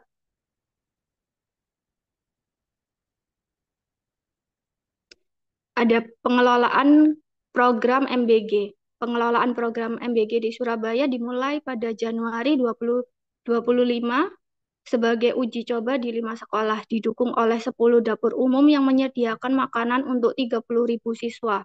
Pengelolaan dapur meliputi persiapan lokasi tim kerja, menu bergizi, dan peralatan standar. Program ini juga mencakup pengelolaan sisa makanan yang dikembalikan ke dapur dan diserahkan ke Dinas Lingkungan Hidup. Kemudian untuk persyaratan dapur MBG, syarat sebagai mitra ada legalitas seperti PT atau CV atau UMKM, rekomendasi lembaga, komitmen berkelanjutan, keselarasan visi dan misi, penggunaan bahan lokal. Untuk persyaratan dokumennya ada profil perusahaan atau organisasi, proposal kerjasama, akta badan usaha, dokumen keuangan, dan dokumen legal yang lain. Untuk persiapan pendaftarannya yang dibutuhkan mungkin lokasinya strategis, ada kerja tim, persiapan menu, dan peralatan standar. Pendaftarannya bisa melalui di website resmi BGN. Next. Untuk proses pelaksanaan MBG, pertama penetapan lokasi dapur dan vendor. Pemerintah Surabaya menunjuk vendor penyedia makanan dari kalangan UMKM atau dapur mitra yang berlokasi dekat dengan sekolah. Kedua, persiapan dan produksi makanan. Vendor menyediakan menu yang telah disusun dan disetujui oleh Dinas Kesehatan Surabaya sesuai dengan prinsip 4 sehat, 5 sempurna. Yang ketiga, distribusi makanan ke sekolah. Jarak maksimal pengantaran dari dapur ke sekolah adalah 2 km. Dan waktu pengantaran tidak boleh lebih dari 1 jam untuk menjaga suhu dan kesegaran makanan. Keempat, penerimaan dan penyajian di sekolah. Makanan diterima oleh pihak sekolah dan langsung dibagikan ke siswa pada waktu yang telah ditentukan. Yang kelima, pengawasan dan evaluasi. Dinas Pendidikan dan Dinas Kesehatan melakukan pengawasan berkala terhadap kualitas makanan dan proses distribusi. Sekolah juga diberi panduan teknis dan SOP agar distribusi berlangsung lancar dan tepat waktu. Selanjutnya bisa dilanjutkan dengan Mbak Yuke. Untuk hygiene dan sanitasi, jadi ada beberapa standar. Yang pertama itu standar kebersihan dan hygiene dalam penyajian makanan, yaitu penggunaan peralatan makanan yang aman. Jadi di awal itu program ini menggunakan wadah plastik food grade untuk menyajikan makanan. Namun untuk mengurangi limbah dan meningkatkan kebersihan, pemerintah Kota Surabaya berencana menggantinya dengan wadah stainless steel yang lebih tahan lama dan mudah dibersihkan. Kemudian untuk penerapan protokol kebersihan oleh petugas, jadi para petugas yang terlibat dalam penyajian makanan ini diwajibkan menggunakan perlengkapan kebersihan seperti masker, sarung tangan, sepatu boots, untuk memastikan makanan yang disajikan dalam kondisi hygiene. Kemudian yang kedua, edukasi dan pembiasaan kebersihan bagi siswa. Jadi untuk siswanya diwajibkan untuk membiasakan diri mencuci tangan sebelum dan sudah makan sebagai bagian dari pembiasaan hidup bersih. Kemudian untuk pengelolaan sampah makanan setelah makan, siswa diarahkan untuk membuang sisa makanan dan kemasan ke tempat sampah yang telah disediakan dan tempat sampahnya dibedakan antara sampah organik juga sampah non-organik. Next.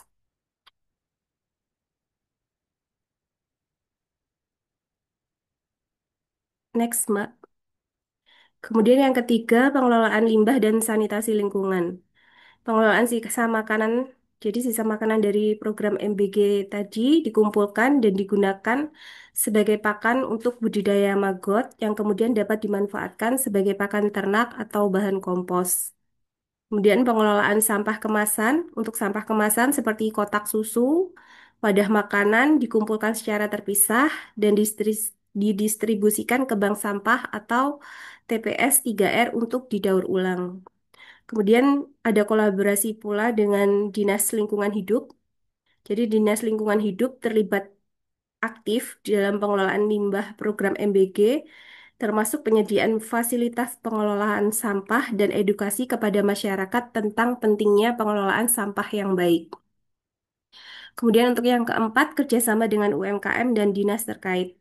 Produksi makanan oleh UMKM. Jadi program MBG ini melibatkan usaha mikro, kecil, dan menengah lokal dalam produksi makanan dengan pengawasan dari Dinas Kesehatan untuk memastikan standar kebersihan dan nilai gizi terpenuhi. Sinergi dengan Dinas Pendidikan dan Dinas Kesehatan. Jadi Dinas Pendidikan Surabaya bekerja sama dengan Dinas Kesehatan dalam menyusun menu makanan yang sesuai dengan prinsip 4 sehat 5 sempurna, serta memastikan aspek kebersihan dalam penyajian dan distribusi makanan. Next. Kemudian ini beberapa dampak dari MBG.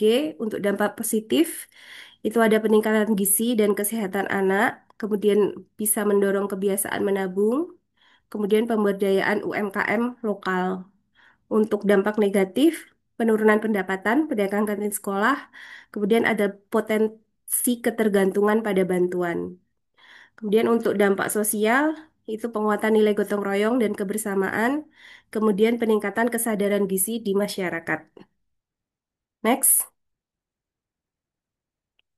Beberapa evaluasi dari program MBG ini dapat kita simpulkan. Yang pertama, untuk mekanisme pendataan yang dilakukan Dinas Pendidikan ke siswa. Jadi dalam proses pendataan, terutama berkaitan dengan alergi makanan beberapa siswa yang dilakukan inisiatif sekolah dan Dispendik, tetapi tidak didorong oleh BGN selaku penyelenggara program.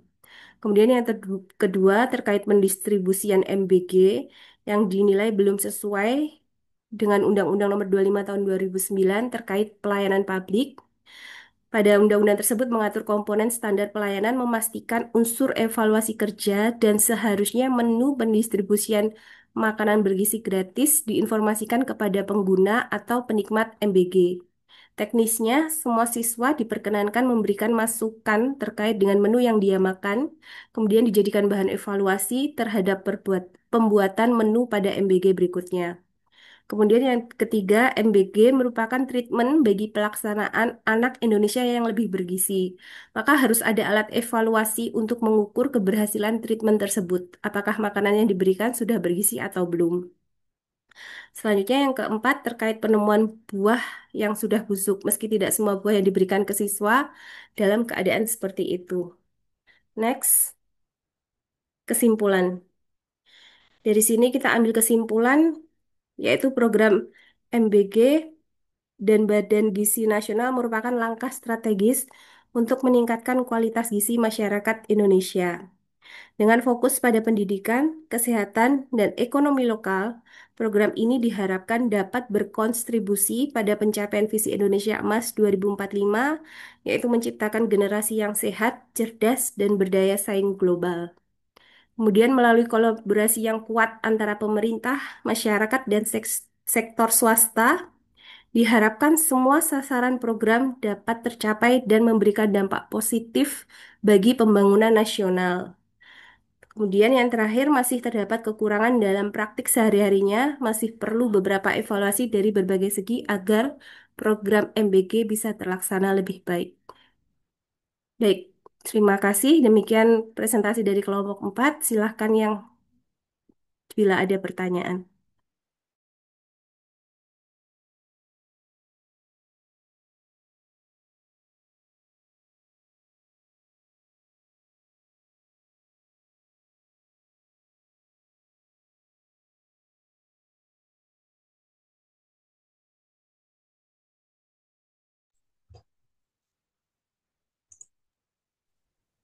Sebentar ini yang siapa Mas Fani ada ya?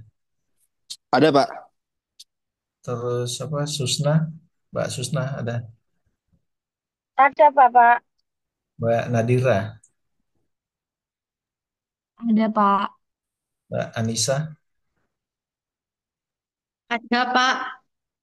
Mbak Nur Kholisatul. Tadi izin ngantar anaknya pergi ke les, Pak, ngantar. Terus Mbak Dewi.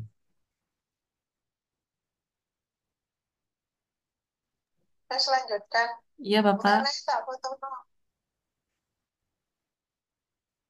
Oke, Mbak Anissa yang karena biasanya gitu. Saya di reguler juga saya biasa absen kembali karena kadang tidak on cam terus ternyata ditinggal Zoom-nya. Oke, yang mau bertanya silahkan.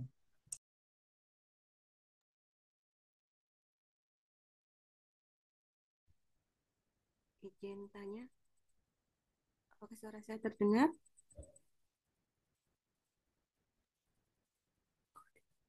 Kurang jelas dikit, Mbak. Halo, apakah sudah terdengar, Mbak? Sudah, sudah. Oke. Gini, dalam pelaksanaan MBG ini, eh, jika dalam satu minggu itu ditemukan banyak sisa bahan makanan di dapur MBG, kemudian langkah langkah evaluasi apa yang harus dilakukan? Nah, CNC dulu. Sudah tahu? Nah, Tinggi nih dari Balikpapan. nah, Tinggi nih perjalanan jauh. jalan jauh naik lah CNC.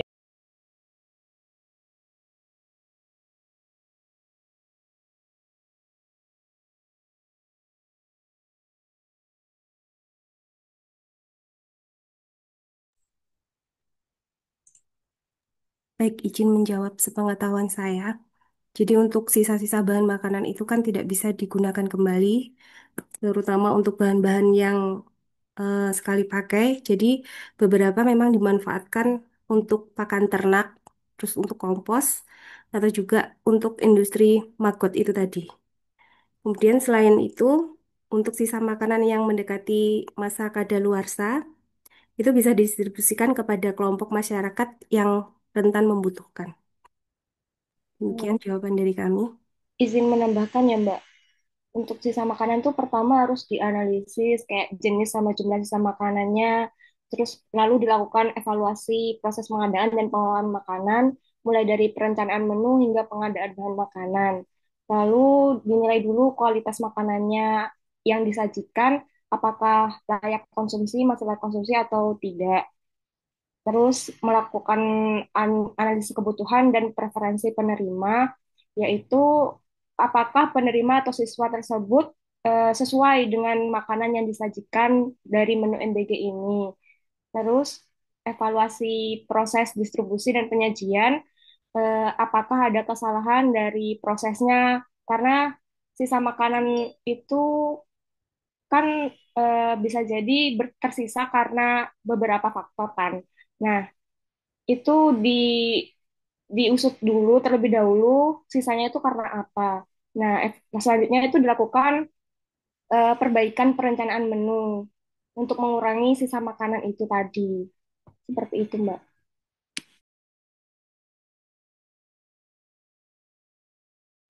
Oke, terima kasih.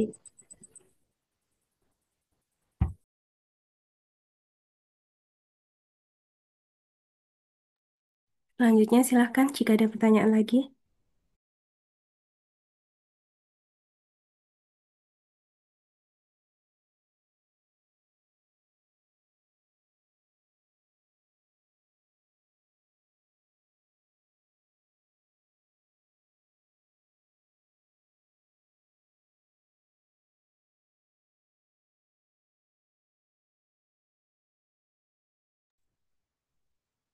Tapi sudah nggak ada pertanyaan.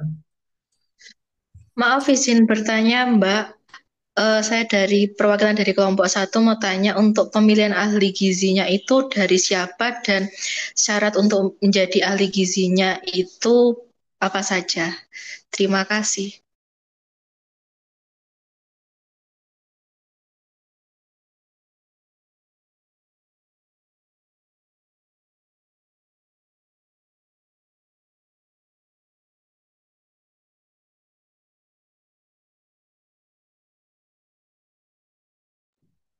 Izin menjawab ya Mbak.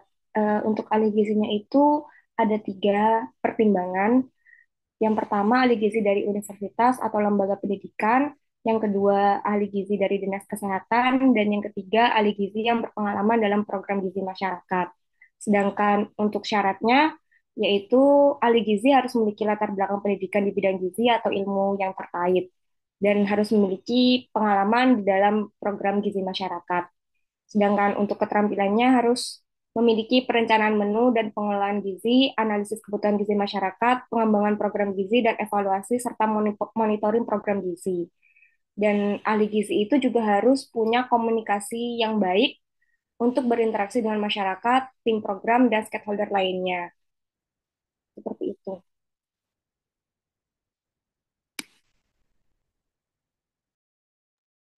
Baik, Mbak. Terima kasih. Oke, sama-sama, Mbak.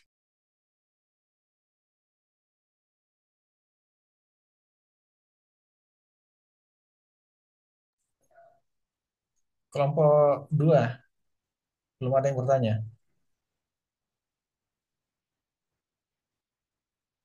Atau kalau nggak ada bertanya, gini, kalau misalkan, jadi tadi kalau nggak salah tadi di kelompok 3 ada pertanyaan terkait dengan masalah kasus keracunan makanan. Nah, coba saya tanya di kelompok 4 tadi. Karena kalau misalkan terjadi keracunan makanan, kalau misalkan kalau disampaikan tadi ahli gizinya itu orang yang punya kompetensi lah terkait dengan keahliannya. Nah, kalau misalkan terjadi keracunan makanan, bahkan yang di daerah mana ya, Jawa Barat kemarin itu Depok atau daerah Bekasi itu yang terjadi keracunan massal hampir 223 orang kalau nggak salah. Nah, yang disalahkan itu siapa? Kira-kira siapa? Apakah ahli gizinya, pengelolanya, atau mungkin orang yang mendistribusikan?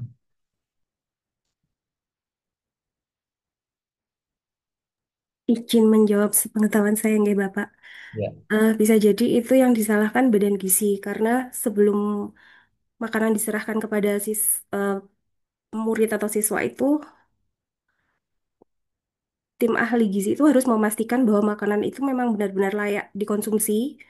Seperti kayak daging itu memang harus dimasak secara merata, kemudian dari bahan makanan itu disimpan dengan yang benar atau dengan baik atau tidak. Jadi menurut saya yang paling bertanggung jawab itu dari tim gizinya, Pak. Oke, jadi secara secara proses alur proses SOP ya memang harus ada yang bertanggung jawab terkait dengan apa kegiatan MBG ini. Eh, Slide saya bisa kelihatan nggak ini? Belum, Bapak.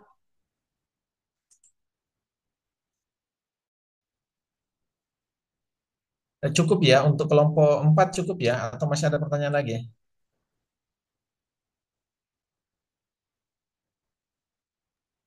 Cukup sepertinya, Pak. Cukup ya. Cukup. Eh,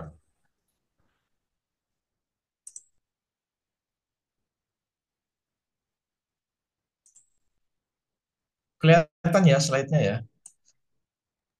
Sudah, Mas. Kelihatan, Mbak. Oke, ini sebentar jadi ini hampir menjadi kesimpulan dari semua persentase yang sudah yang disampaikan. Saya mungkin ngambil waktu 10 menit ya. Ini kita sebenarnya sudah 19.40. Iya, Mbak Yuke, 19.40 ya kita berakhir ya. Tapi nggak apa-apa, kita bahas sedikit. Jadi terkait dengan kondisi MBG, ini memang secara umum MBG ini memang sebenarnya di beberapa tempat memang sangat dibutuhkan. Jadi tadi sudah ada yang disampaikan bahwa memang anak-anak itu perlu mendapatkan gizi yang bagus. Terus anak-anak ini perlu apa?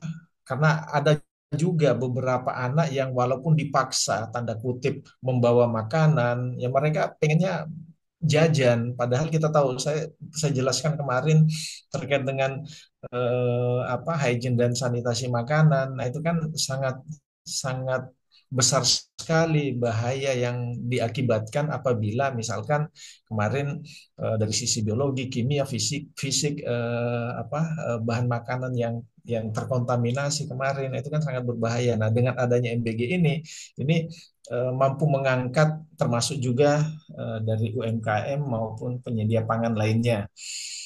Nah, dari sisi manfaat kesehatannya ini juga bisa kelihatan ada pemenuhan gizinya, peningkatan daya tahan tubuh, pengurangan stunting, terus kesehatan jantung, pencernaan, berat badan sehat. Jadi ini dari sisi manfaat yang sudah ada terkait dengan kegiatan MBG. Jadi ini memang ada beberapa yang sudah evaluasi hasil terkait dengan MBG ini. Nah, termasuk manfaat pendidikannya, peningkatan kemampuan belajar, anak-anak sudah istilahnya semangat semangat yang mereka capai itu lebih ada beberapa yang dievaluasi itu ada yang lebih bagus dibandingkan yang sebelum-sebelumnya karena mungkin sebelumnya juga ya dari sisi gizi itu memang ada yang kurang bagus tetapi memang dari evaluasi yang saya sampaikan tadi memang ada juga yang belum mengena dari sisi angka kecukupan gizinya. Jadi sebenarnya standar angka kecukupan gizi itu antara 33 sampai 38 kalori seharusnya yang didapatkan anak, tetapi baru 17% yang mencapai itu dari total keseluruhan. Terus dari sisi manfaat bagi ekonomi ini ada terkait dengan peningkatan perekonomian masyarakat. Ini juga ya walaupun tadi ada evaluasi tadi yang disampaikan mungkin dari Semarang tadi itu terkait dengan ya mungkin ibu-ibu kantin ada yang merasa pendapatannya menurun karena adanya MBG ini. Tapi itu mungkin kasuistis di beberapa tempat. Pun kalau misalkan terjadi hal yang demikian, ya memang perlu adanya pemberdayaan bagi yang ada di sekitar situ. Entahlah itu mereka membantu distribusi atau mungkin membantu dalam pengolahan, tapi dengan catatan tadi ada juga beberapa syarat-syarat atau proses yang mereka harus lakukan terkait dengan dapur MBG ini. Terus manfaat lainnya pengurangan malnutrisi. Jadi ini ada beberapa memang yang kelompok rentan yang memang mereka akhirnya bisa tertangani dengan MBG ini. Terus peningkatan kualitas SDM karena kita ketahui banyak anak-anak SD, SMP yang mungkin pada saat pagi mereka lupa lah untuk sarapan atau memang tidak mau untuk sarapan. Tetapi di sekolah, tanda kutip, mereka harus dipaksakan untuk makan. Ini tanda kutip ya. Terus jaring pengaman sosial ini juga ya dia keluarga yang merasa terbantukan dari adanya MBG ini. Pencegahan perkawinan dini ini apa ya anak dengan aja MBG anak perempuan lebih cenderung tetap masuk sekolah sehingga mengurangi risiko perkawinan dini. Ternyata ada juga untuk pencegahan perkawinan dini. Terus, nah ini dari sisi apa masalah yang ditimbulkan juga terkait dengan apa program makan gizi gratis ini terkait dengan masalah logistik dan distribusi. Nah, ini juga ini kaitannya juga ini dengan penyiapan dari bahan makanannya itu sendiri. Nah, ada juga yang mungkin daerahnya terpencil, akhirnya kesulitan dalam hal pendistribusian. Ada juga yang memang makanan yang mungkin sudah tidak memenuhi standar kualitas. Jadi akhirnya ini harus lebih lebih ditekankan lagi untuk mungkin misalkan memperhatikan dari sisi kadaluarsa atau mungkin dari sisi kualitas barang itu sendiri. Terus ini pengelolaan yang lemah di lapangan. Jadi pengelolaan lemah di lapangan ini lebih banyak kaitannya dengan koordinasi antara pusat karena BGN ini Badan Gizi Nasional tidak ada boleh dikata tidak ada semacam perwakilannya di daerah. Nah, termasuk di seluruh Indonesia mereka harus cover. Dan ini kan agak sulit. Kalau kita katakan misalkan tadi ada beberapa yang mungkin dinas pendidikan, dinas kesehatan melakukan pemantauan, tetapi kan secara hierarki mereka tidak punya kepentingan di situ. Hanya karena mungkin tanggung jawab terhadap pemerintah daerah untuk mengawasi MBG ini. Terus masalah kualitas makanan, ini juga kualitas makanan. Saya sudah sampaikan tadi bahwa makanan segar, makanan olahan harus berbanding 85% dan 15%. Jadi kalau misalkan ada yang menyajikan 30% makanan olahan, nah ini kan sebenarnya ini kan, karena kita yang dibutuhkan anak-anak ini bukan makanan olahan yang harus bercampur misalkan pengawet lah, terus kalau misalkan pun pengawet, ini kan saya katakan minggu lalu bahwa pengawet pun ada batasnya. Bahkan kalau misalkan itu terakumulasi terus, misalkan apa? Misalkan kemarin pengawet natrium misalkan. Nah, itu kan harus ada standar-standar minimumnya. Nah, kalau misalkan itu terakumulasi terus, ini kan juga akan berbahaya sebenarnya. Nah, keracunan makanan yang terjadi di beberapa daerah, ini juga ada beberapa yang terjadi keracunan makanan karena mungkin bahan yang disampaikan yang dipakai itu bahan yang tidak berkualitas atau bahkan bahan yang sudah hampir basi misalkan.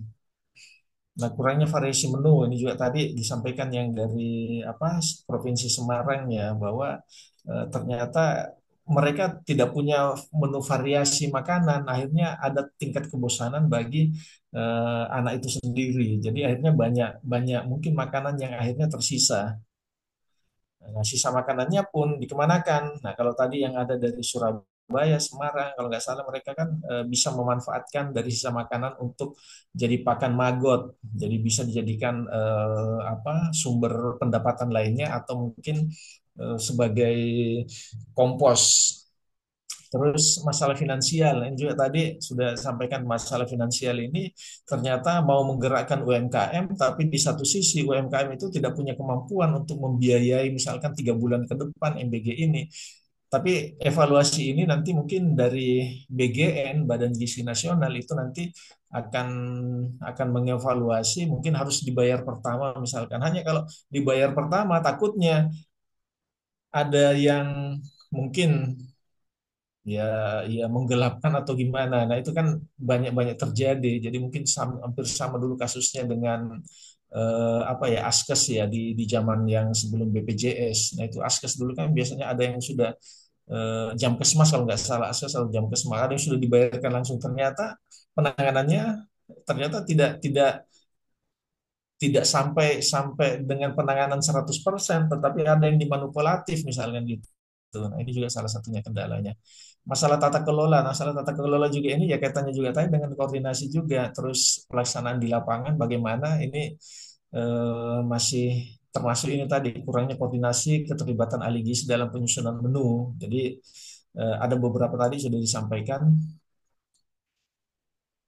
Terus masalah lainnya potensi pemborosan anggaran, ketidakpastian terkait masa depan program MBG. Nah, ini karena program MBG ini ternyata belum ada payung payung hukum yang apa ya, yang istilahnya yang lebih tinggi. Jadi paling tidak itu payung hukumnya itu setingkat peraturan presiden PP. Nah, sementara ini payung hukumnya itu belum belum ada yang setingkat itu tadi.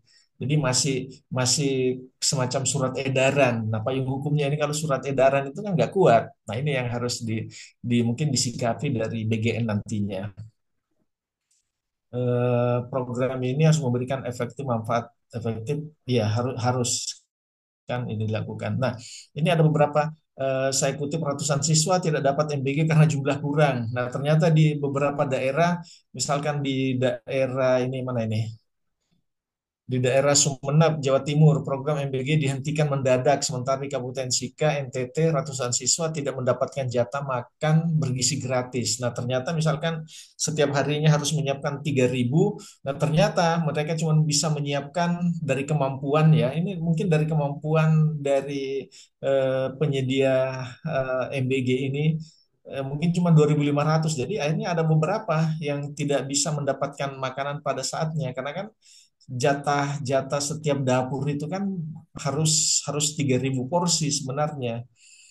Terus di Kabupaten Sumeneb ini dihentikan mendadak tanpa alasan yang jelas. Kini para siswa terpaksa harus membawa bekal sendiri untuk makan siang di sekolah. Nah, ini tidak ada alasan di sini disampaikan kenapa misalkan dihentikan. Mungkin karena dari sisi kesiapan dari apa dapur itu sendiri mungkin kurang kurang kurang siap.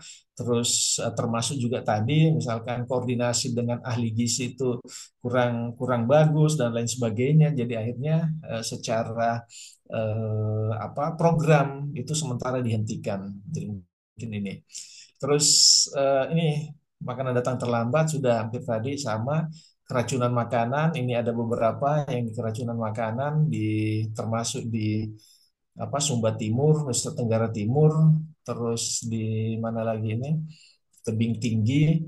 Terus pembayaran pada mitra dapur, nah, yang saya sampaikan tadi di daerah Kalibata, ternyata mereka sudah 3 bulan mendistribusikan MBG ini, ternyata oleh yayasannya tidak dibayarkan.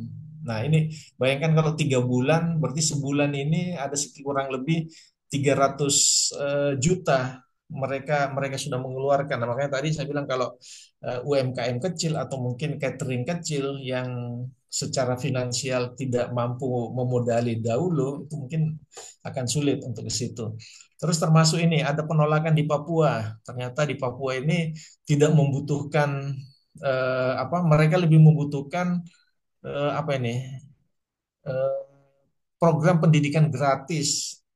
Nah, mungkin penolakannya itu karena dirasa pendidikan gratis ini lebih penting daripada makan bergizi gratis. Nah, ini ada beberapa. Jadi ini saya kutip dari Tempo 21 April 2025.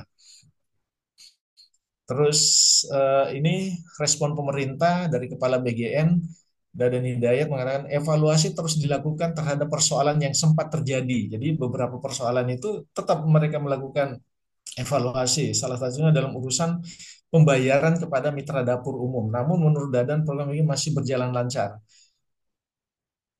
Sebagian besar lancar, aman. Nah, katanya melalui pesan singkat Jumat 18 April 2025. Jadi terkait dengan kegiatan MBG ini berarti sebagian besar lancar. Jadi kalau dia prediksi mungkin ya 70%, 60 sampai 70% itu masih lancar kegiatannya dan masih sesuai dengan evaluasi indikator evaluasi yang mereka lakukan. Nah, mungkin itu aja yang bisa saya sampaikan. Sampai di sini ada pertanyaan. Ini kita sudah lebih berapa 16 menit ya. Ada pertanyaan? Kalau nggak ada pertanyaan, saya cukupkan sampai di sini. Ya, Bapak, sudah cukup. Oh, cukup ya. Ya, Kalau nggak ada Pak. pertanyaan, cukupkan sampai di sini. Terima kasih atas perhatiannya. Bila taufiq wal hidayah. Assalamualaikum warahmatullahi wabarakatuh dan selamat malam. Waalaikumsalam warahmatullahi wabarakatuh. Terima kasih, Terima kasih, Pak. Pak.